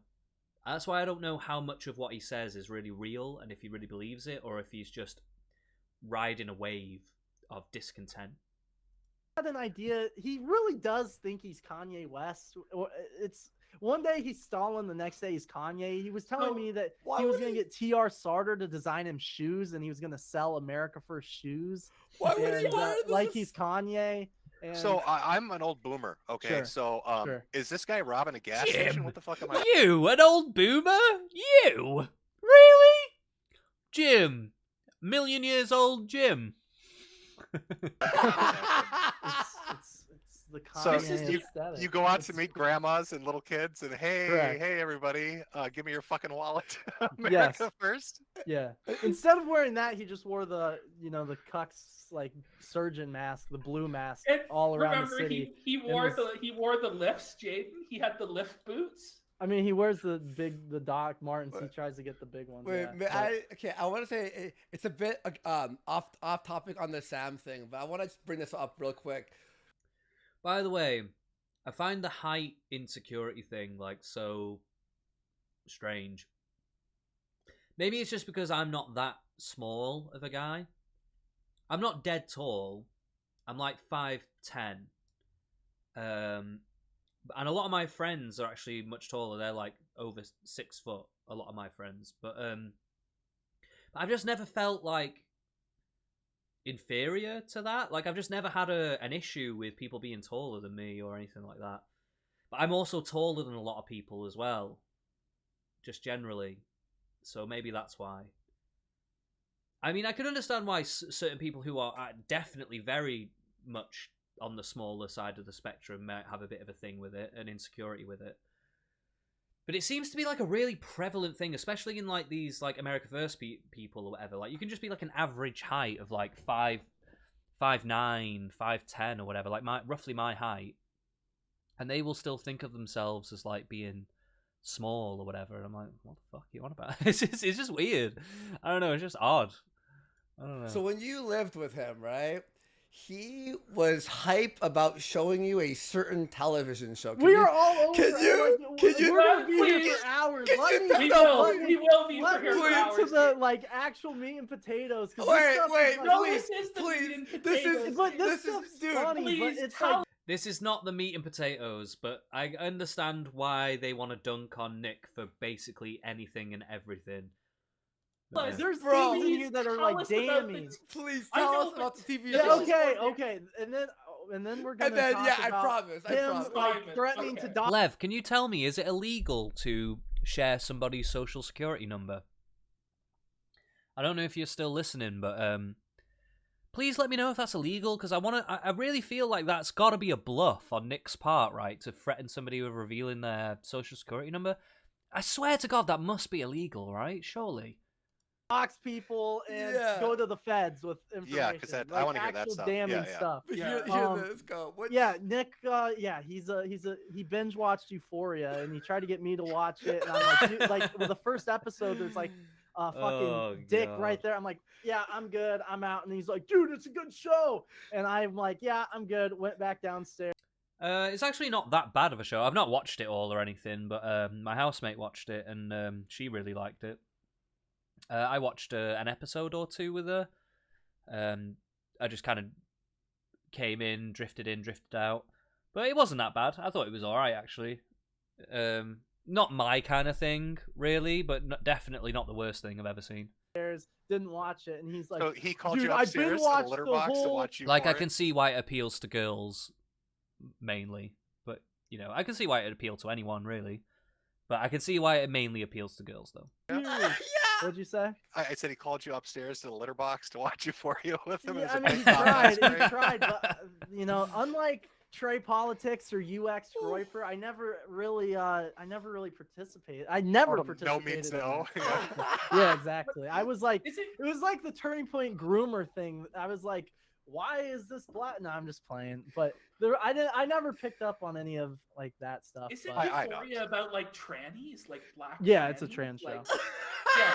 I mean, no, it's not. It's got a trans character in it, but it's mainly just about like high schoolers, mainly girls, going through like drugs and family issues and shit. It's a bit like I know that there was an American version of this show called Skins. In the UK, there was this really big show called Skins. Now, if you don't know what a skin is, Skins is the rolling papers that you use to make a cigarette. In the UK, we call them skins. So you go, pass us the skins, so you can make a cigarette. And the whole show was literally about like teenagers going to parties, getting in drama, having relationships, cheating on each other, blah blah blah. Committing suicide and whatever, like hot button teenage issues and stuff. And to be honest, it was actually a bit of a shit show. I didn't really like it, mainly just because as soon as it came out when I was a teenager, because it came out when I was, it was like marketed to people like me and my age. It was my generation's thing. I noticed that all the teenagers around me who started watching it suddenly all wanted to be like them and have these big parties and like take loads of drugs and do all this stuff and romanticizing the shit. And usually it just led to like loads of bullshit that never needed to happen. And a lot of people thinking that they were better than they really were and all that kind of stuff because it gave them like an arrogance to them. But Euphoria is kind of like a new, like the Zoomer take on Skins in a way. And it was a bit more dramatic, had better acting, better production quality, and handled the issues in a fairly even-handed way. Like, it wasn't, like, too... Like, I was fairly surprised that it wasn't... Despite it having those kinds... What you might consider, quote-unquote, woke qualities, or whatever you might say. It wasn't actually really bent that way, as much as you might think. Honestly, it just wasn't that bad. It honestly just wasn't that bad. But I can understand why it's so weird to hear of Nick Fuentes being into this, because it's like, it is a bit of an odd one. It is a bit of an odd one. Like, I can't imagine Nick Fuentes sitting down watching this and getting emotional, watching Euphoria, or watching these girls in high school go through like drug addictions and shit like that. It's really stupid. It's kind of funny.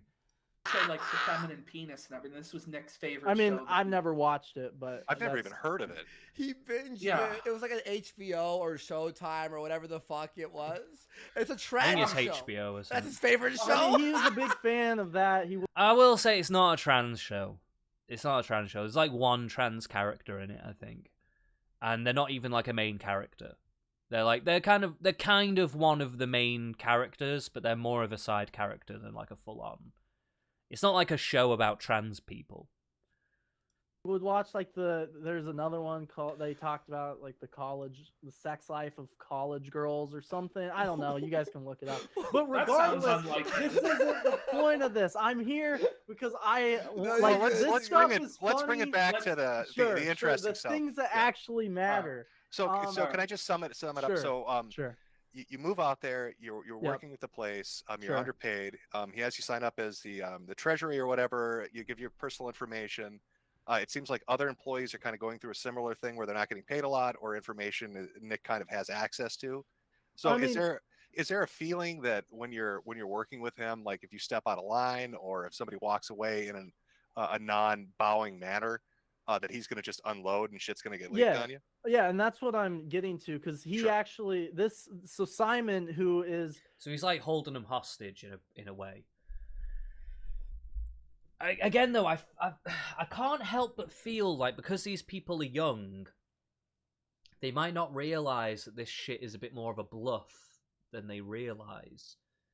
Yes, he might be able to dox their address or like some of their personal information, but stuff like social security number, I just don't know if that's a legal thing to do. Like, if he did that, surely there would be a legal avenue to go after him for that. So I feel like at least some of his threats are a bluff. You know, he's just trying to keep them close. You know, keep his pawns close. He's like a year older than me, wife, 2 kids, like just born children. He wanted to walk away essentially because Nick's he's a faggot. You know, you're dealing with him behind the scenes. And by the way, trigger warning, guys. You may hear some slurs on this thing. I don't really care about slurs that much, in all honesty. I'm not going to lie. It just depends on the context of the situation. But for those watching who might have some proclivity against that kind of thing, then fair enough. I'm just going to tell you right now. You might hear some language from these guys that you might not like. But if you're an adult, you should be able to take it. So you think he's awful to the public eye. He sucks behind, like he's even worse behind closed doors or whatever. So he sucks. He wants to step away. Half the interns, the heads of the political intern team, like everyone that basically did everything politically for this guy in the year 2021. Maintained the GOSAR thing, was helping with, made AFAC 2 what it was.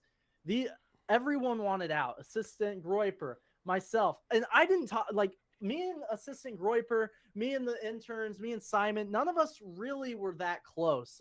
We had a working relationship. We'd see each other at like events and stuff, but Nick would do the whole thing where, like, Simon said that I should fire you, Jaden, and you're on the outs. And then he'd pull the same thing with Simon and say, Jaden says that you're a loser. So this is just literally, it's what do they call it? Triangulation. This is a textbook narcissistic / sociopathic behavior in which they compartmentalize people, play them off against each other, manipulate them, bring them close, hot and cold. They'll say, oh, this person's saying this about you, or this person did this thing to me, and now you kind of need to hate them, even though they're distorting the truth about what's really going on. It's all a manipulation tactic, and it's unfortunate that he's been brought into this, really. Like, obviously, I do think that Nick is a particularly mentally and emotionally abusive person. He... like, what are you going to do when you get involved with people that want this kind of power and want this dominion over people? This is the kind of shit you're going to run into, unfortunately. This is literally politics 101. Once you go up into the rungs of politics, you might start off thinking, oh, we're just going to talk about issues, we're going to talk about policy, we're going to do this. But when you actually run into the people that actually want the positions of power, then you're looking at a different beast. You're looking at a very different beast at that point. And that goes for any kind of politician. Any politician. I'm telling you right now, from the lowest levels to the highest, you are going to be dealing with these levels of ego. I would say that maybe Nick's a bit more of a special case, but on some level or another, you're going to be dealing with a lot of similar stuff. And that goes on with any political stripe, right wing, left wing, whatever. People who want political power like that, 90% of the time, I wouldn't say literally every single one and every single time, but a good 80 to 90% of the time, you are going to be embroiled in this kind of shit. We never really got along. Was this fracturing by design, do you think? Was this like organization designed in 100%. a way where Nick kept everybody so separate that you couldn't commiserate with fellow employees, right, or interns to understand, I'm not the only one going through it? Yeah, definitely to a certain degree, because obviously if you talk about him, there's always the fear of, oh, if I talk to Simon, he might run to Nick, and then my head's on the chopping block. So definitely to a certain degree. But my point is, I didn't even really talk to these people outside of the events and stuff. And I went down to Florida with a fellow friend, or with a fellow Groiper friend, whatever. Like a month after New York, I hadn't been talking to Nick. I hadn't talked to him in like a month because I was fucking fed up with him. He had just gone to Texas to do the Elijah Schaefer thing. I went down to Florida for a week with another buddy. And when we were down there, we met up with Simon. And he told me about the interns quitting and himself and how he was like fucking done with Nick, basically. And I was like, I had no idea that was going on. And we felt the same way. And when I got back from that trip, Nick was going off because he had called Simon when I was down there. And like, Simon's like, hey, I've decided I want to quit. And he's like, no, you're fired. Fuck you. And I'm going to ruin your life, basically, Typical. If you like do anything, say anything. And Simon had told other interns, like, this guy's fucking nuts. Like, you should get out of this. And that's really the reason I came on this show to begin with. That and the fact that he was doxing people close to me.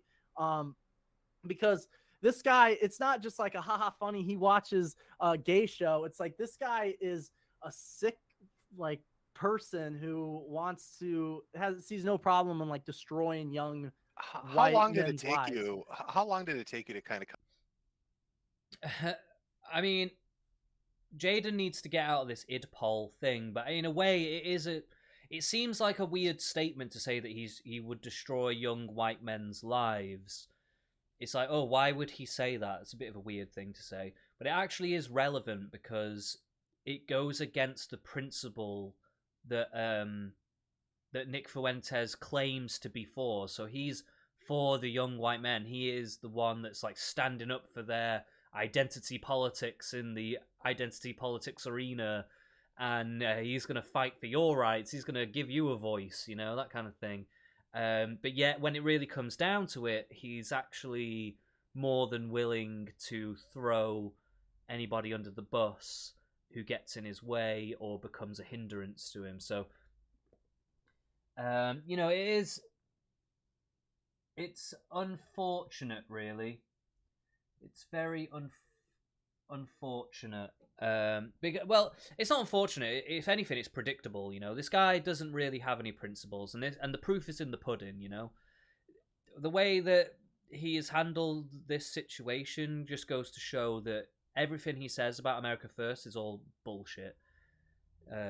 Realistically, so it was important that he said that. I know it sounded weird that he said it in that way, like, oh, he would destroy a young white man's life, but it's kind of important because it speaks to the philosophy that that he's trying to think. It'd be like if Karl Marx was willing to just destroy any working class person who was trying to help his cause, which I actually think he did do, didn't he? Like, he did actually do that to a few people.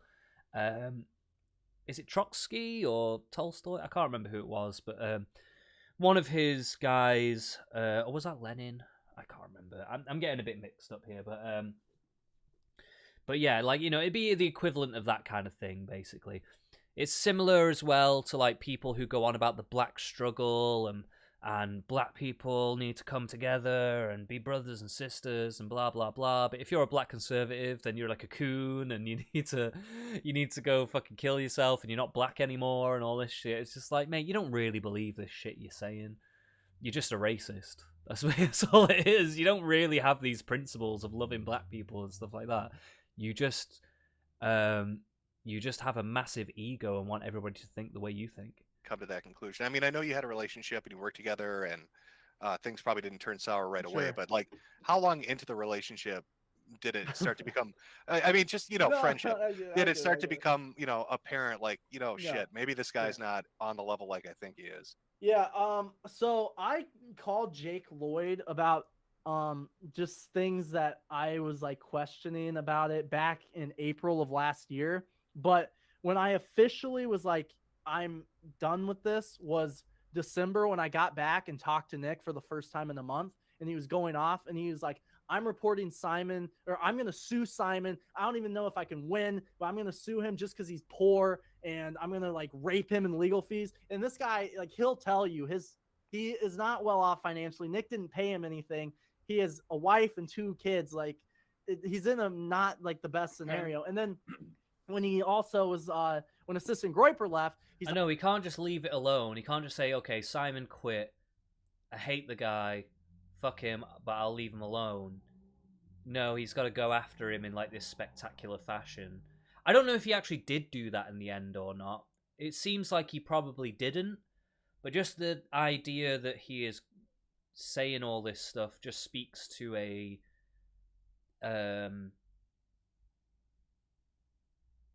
very narcissistic mind. You know, that's a narcissistic rage that he is experiencing there. It's like, I'm reporting this guy to the fucking feds, and it's like, this is when I was like, okay.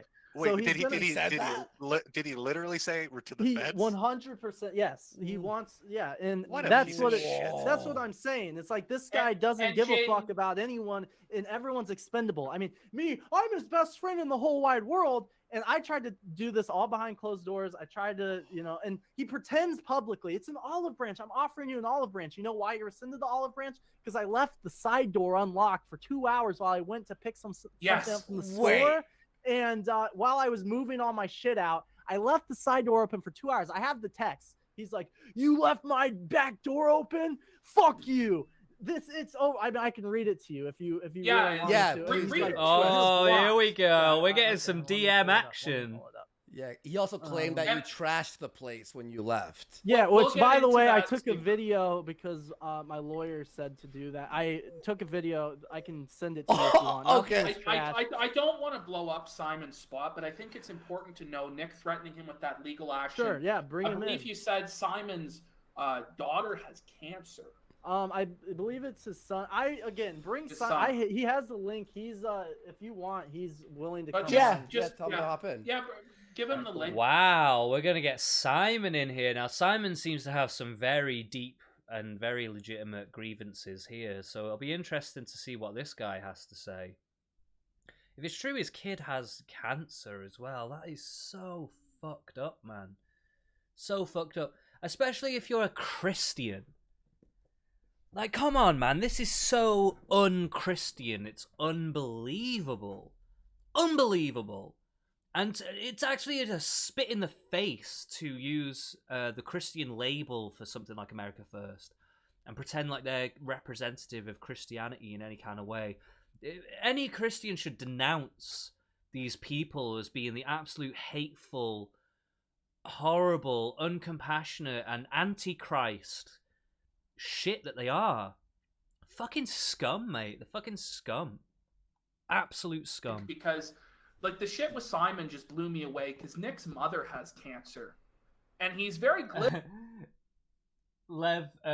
Lev's still watching, by the way, so I appreciate that. But can we also bring on Alvin and Theodore? Was it Alvin, Theodore, and Simon? Was that the Chipmunks? Oh man, I haven't watched that since I was a kid, man. I used to love the Chipmunks when I was a kid. And then they did those 3D movies, and they were fucking horrible. Like, what were they thinking, man? Oh, Hollywood has a lot to answer for, it really does. He also apologizes for that joke because it was horrible. Yeah, it wasn't the greatest joke, Lev, but we can forgive you. It's okay.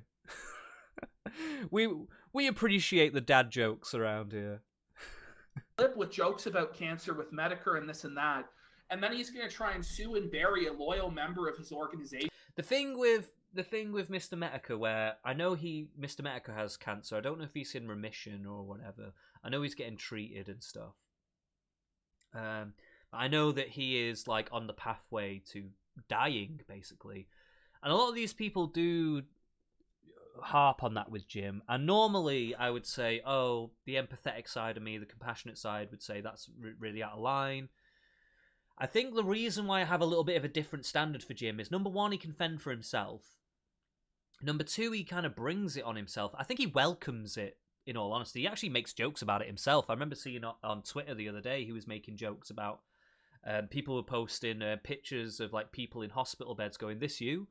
No, it wasn't just people. It was Sam Hyde. It was a picture of Sam Hyde in a hospital bed, and people going like, "This you?" And Jim just like completely rolling with the joke. And you know, Jim has a really good sense of humor about himself, and I think he takes this very well. So I think Jim's a bit of a special case in which, although I still feel a twang of compassion for when people are just going after him for him dying, because that is a serious situation. He is married. You know, he does have family and stuff. It's not like he doesn't have his own life, but at the end of the day, I think Jim's made it his mission. This is my secret theory about Jim, okay? I don't know what you're gonna think of this, but this is my secret theory about Jim. This has never been stated publicly, but this is just something that I've gathered from reading his Encyclopedia Dramatica, from watching him over the years, and him going after right-wing people in particular. He has gone after the woke people and the PC people and all that kind of stuff. I think that's mainly the liberal in him. But his main point of contention has actually been the more left-wing side of the right-wing side of the internet, sorry. And I do think that he is more of a traditional liberal. Like, I saw on the... there was a link to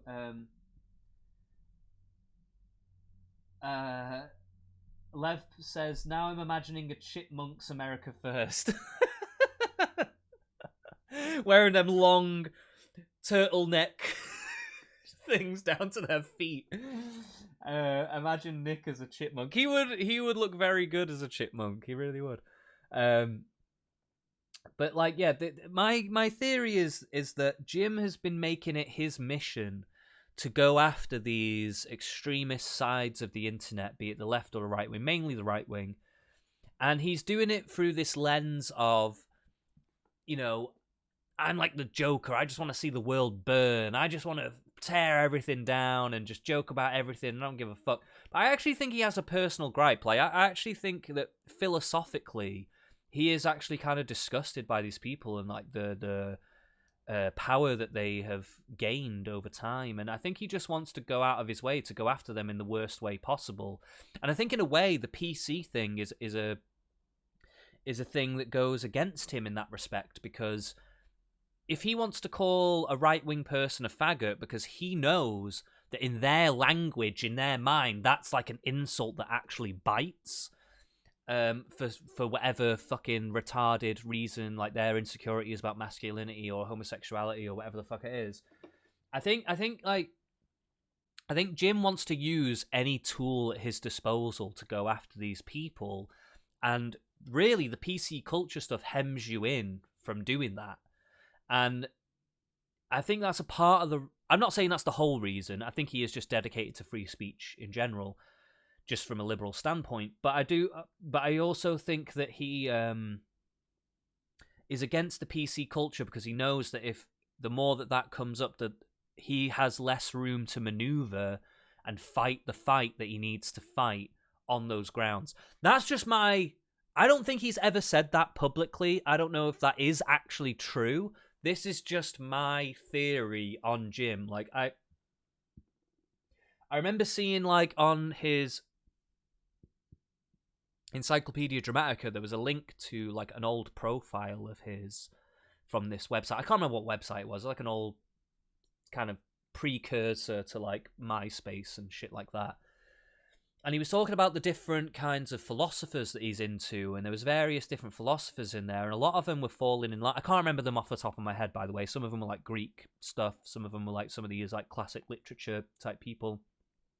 But a lot of it was falling into the category of the liberal framework, and also he's a weeb. So a lot of weebs tend to fall on the liberal side, usually. Though there is a contingent of ultra-fascist right-wing weebs as well out there, but, you know, it is what it is. What's Lev got to say here? Other than Joel Davis and Keith Woods of Fuentes, who would you say are the biggest fascist YouTubers, Twitter people? Oh, I don't know.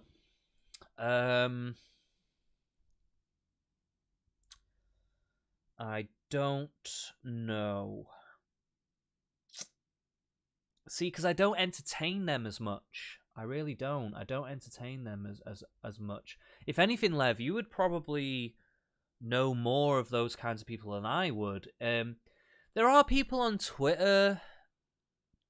I just don't know if they would actually come on or not, but they might do. But then it's kind of like low-hanging fruit, you know? It's like going back to those days where Destiny used to fucking argue with, like, fucking, what is his name? Matt Stryker, is it?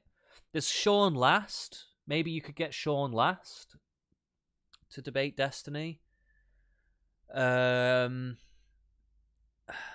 trying to think who else. I'm really struggling to think of different people. There is some Twitter personalities, but I can't think of their fucking names off the top of my head. Is it the Prudentialist? Is he a right-winger? I can't remember. Academic Agent might be one to try and get hold of. I just don't know if he would debate Destiny. He's very uptight when it comes to engaging in that kind of stuff. I'm really struggling to think of any other names. I really am. Because there's definitely right-wingy people that I've argued with on Twitter and stuff, and there's some that come up in my shit fairly often, but I just kind of scroll past them. Like, I'll see what they're saying and whatever, and sometimes I respond, sometimes I don't, but a lot of the times I'm scrolling past them, really. I'm reading and moving on, and I'm not really taking in what their names are. I recognize a lot more avatars than I recognize the name. I'd have to be on Twitter now and scrolling through to really tell you, but I'm not going to do that. I need to kind of power on through with this, because I've only got a couple of hours left yet, and we're definitely not going to get through this whole stream. I mean, we're not getting through 5 hours here, you know. Let's see, they finish it up? It looks like they finish it up around the 4 hour mark. I mean, we've got 3 hours to go, and I've got about 2 hours left. So we're definitely not going to get all the way through this. I may come back and do a part 2 because it depends how juicy this gets. Because if it gets particularly juicy, then I will. I'll definitely come back to it because I think exposing Nick Fuentes is of primary importance. And I'm off work Monday, Tuesday, so I'll probably do a stream on Monday. I'm definitely doing one on Tuesday. Tuesday, I'm having Raiden on, who's embroiled in the Hunter Avalone BX Bullet drama. It's not something that I want to continue to do, by the way. I just kind of fell into that drama. I didn't really mean to. I don't want to make that like a staple of my channel or anything. But the guy wanted to come on my channel. He messaged me and whatever, and so we sorted it out. I think he's coming on Tuesday, so I think 5 p.m. EST on Tuesday evening. I'll be speaking with him, getting his side of the story. I'm starting to wonder if I'm going to have enough time to go over documents and stuff to find out, if I believe what he's saying is true or not.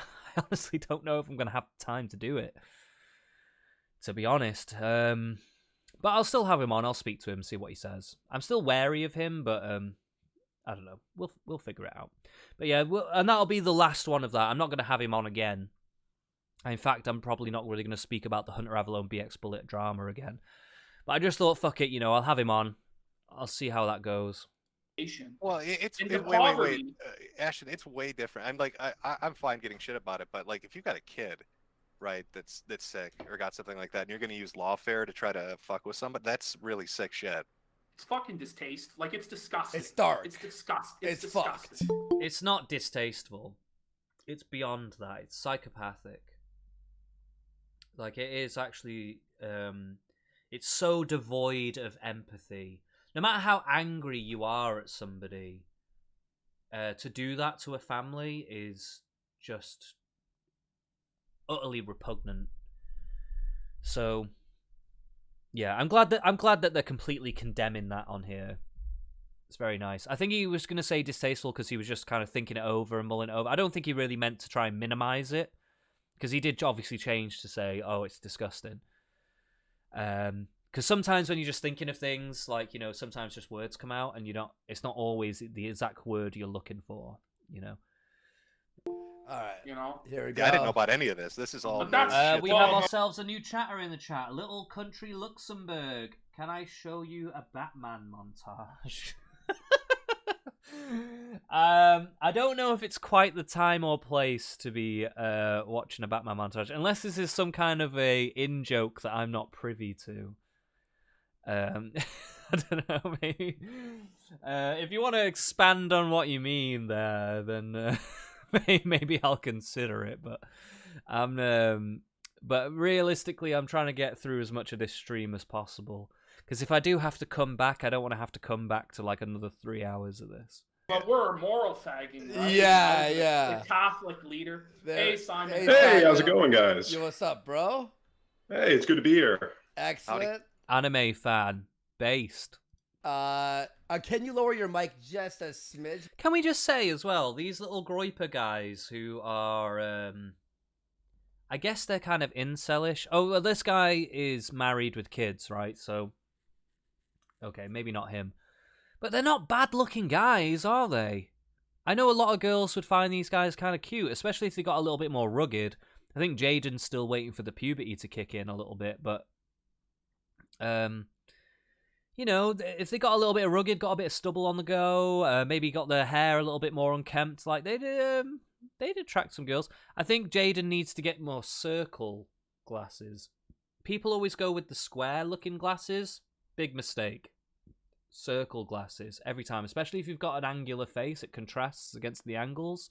This is coming from an artist, by the way. I did an art degree, so I'm not just suggesting it. I'm telling you. Okay. If you want to pick up some ladies, these very subtle things will help you out a lot. But yeah, it's just weird that these guys are kind of in these incelly vibes. Well, actually, no, this Jaden was talking about he's got a girlfriend now and all this stuff. So you know what I mean? Like, I don't get it sometimes. Like, where's this incel vibe stuff coming from? It probably is just that that truth side to the woman thing, where a lot of women are just trying to date the upper echelon of men, and they just have such a high standard that it just leaves a lot of men in the shitter. Little Country Luxembourg, have you seen the latest movie from Batman? I'm actually watching it tonight. I haven't seen it yet, but I'm actually watching it tonight. That's actually why I have to leave. Because I'm watching it tonight. I'm really looking forward to it. I've heard mixed things. Some people have said that some of the detective side of the movie leaves something to be desired.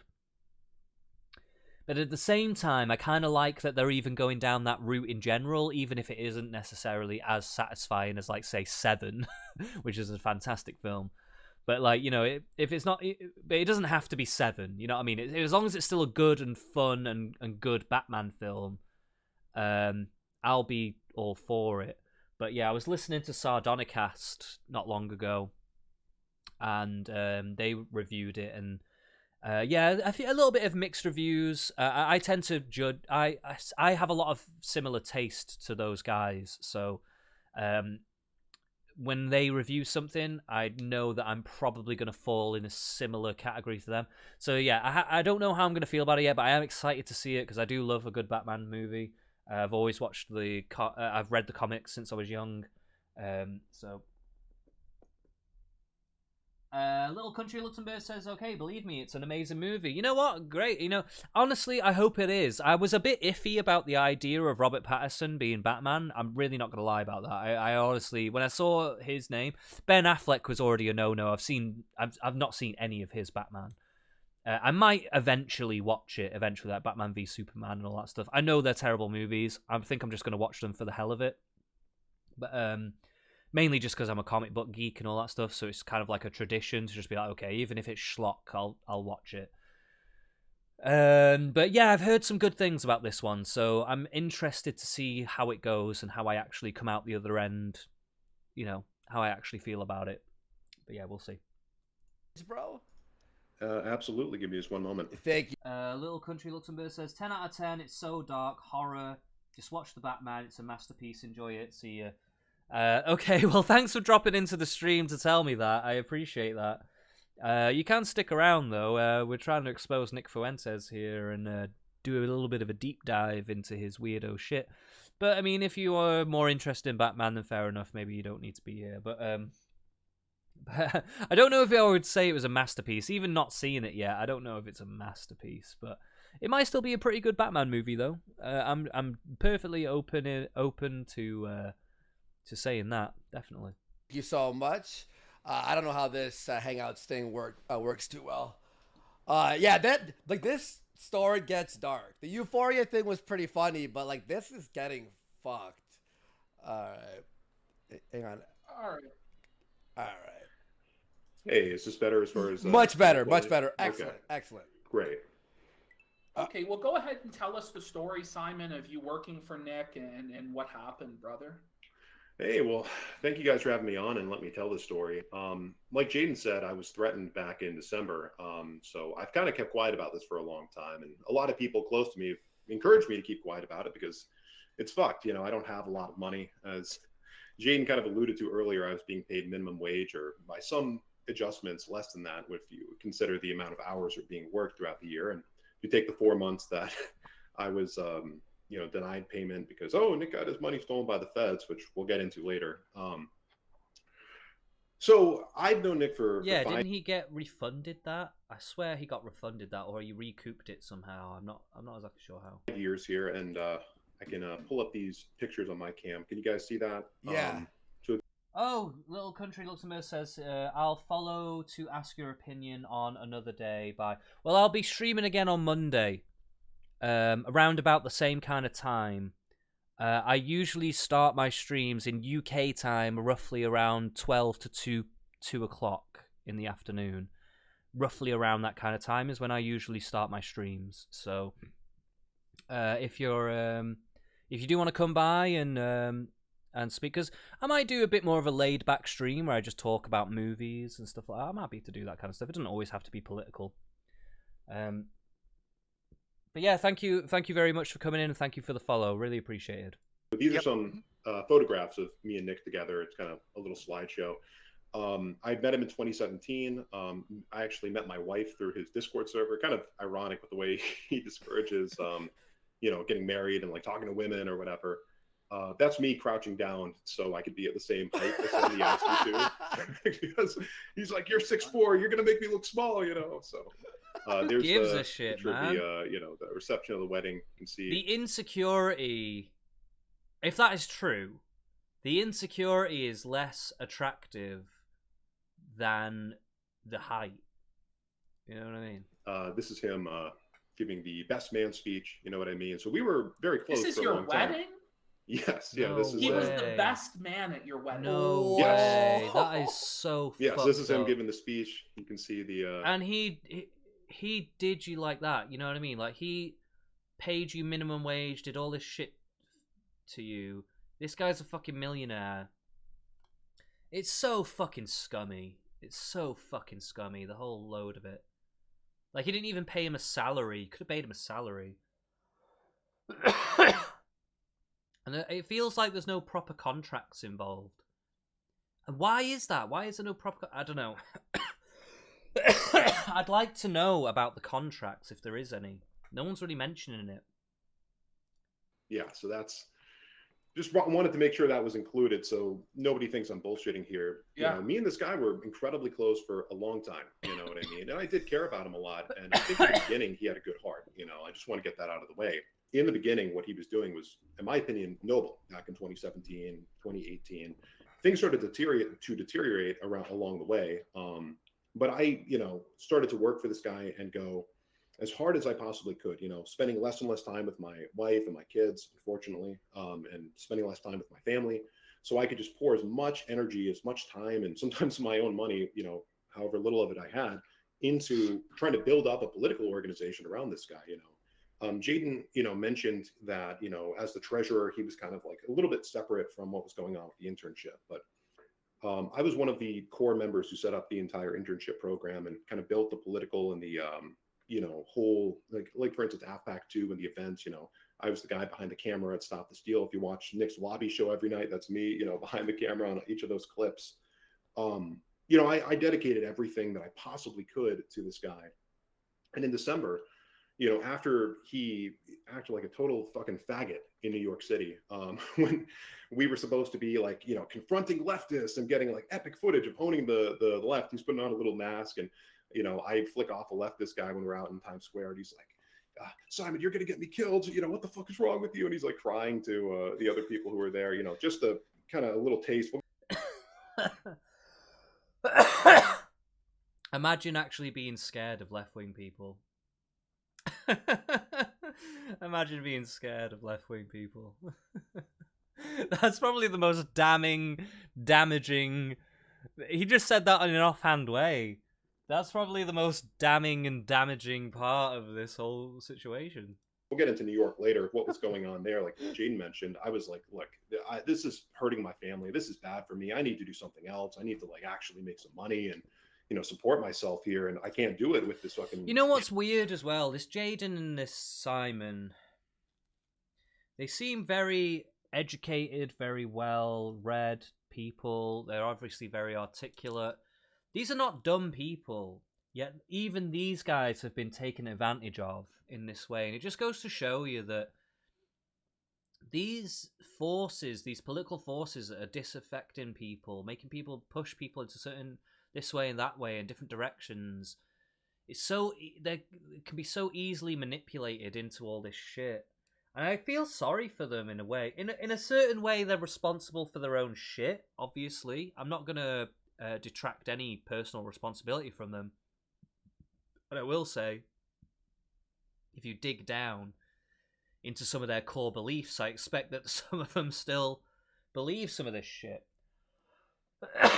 Which is unfortunate. But, it's... I can see a situation where maybe these people come back to Christ in a more tangible way and maybe denounce some of this stuff in the future, and I just really hope that's the case for them, because honestly, this is not Christ shit.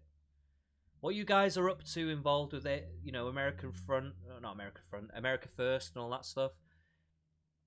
This is not Christ. I'm telling you right now, this is literally Antichrist. You've been manipulated by Antichrist. That is literally what it is. I'm just going to put it in Christian terms to you, so you understand, get it through your head. Okay? Read Christ, read the Gospels, read Luke, read Matthew, Mark, Luke, and John. Read those Gospels, and then come back and tell me what about any of this was Christ. Tell me what any of it about anything about this was Christ. Nothing about it was Christ. You think you're spreading the word of God? You think you're spreading the word of Christ? You think you're spreading Christianity? No, you're spreading hatred.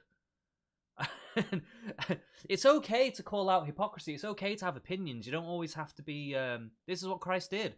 You don't always have to be what's the word? Perfect in every scenario or anything like that. But the ultimate goal is compassion and love. The ultimate goal is to be understanding and to call out hypocrisy in people who are manipulating and using things in a particular way. And that is what Antichrist is. It's the use of Christ's teachings for unchrist-like things. And that's what this is. And they are calling it out now, obviously, but I just don't know if they realise that's an aspect to this situation. Psychopath as my boss. And so I and a number of other people, very important, like Jaden said, people decided to step down and walk away in December. I think it was December 9th or December 10th.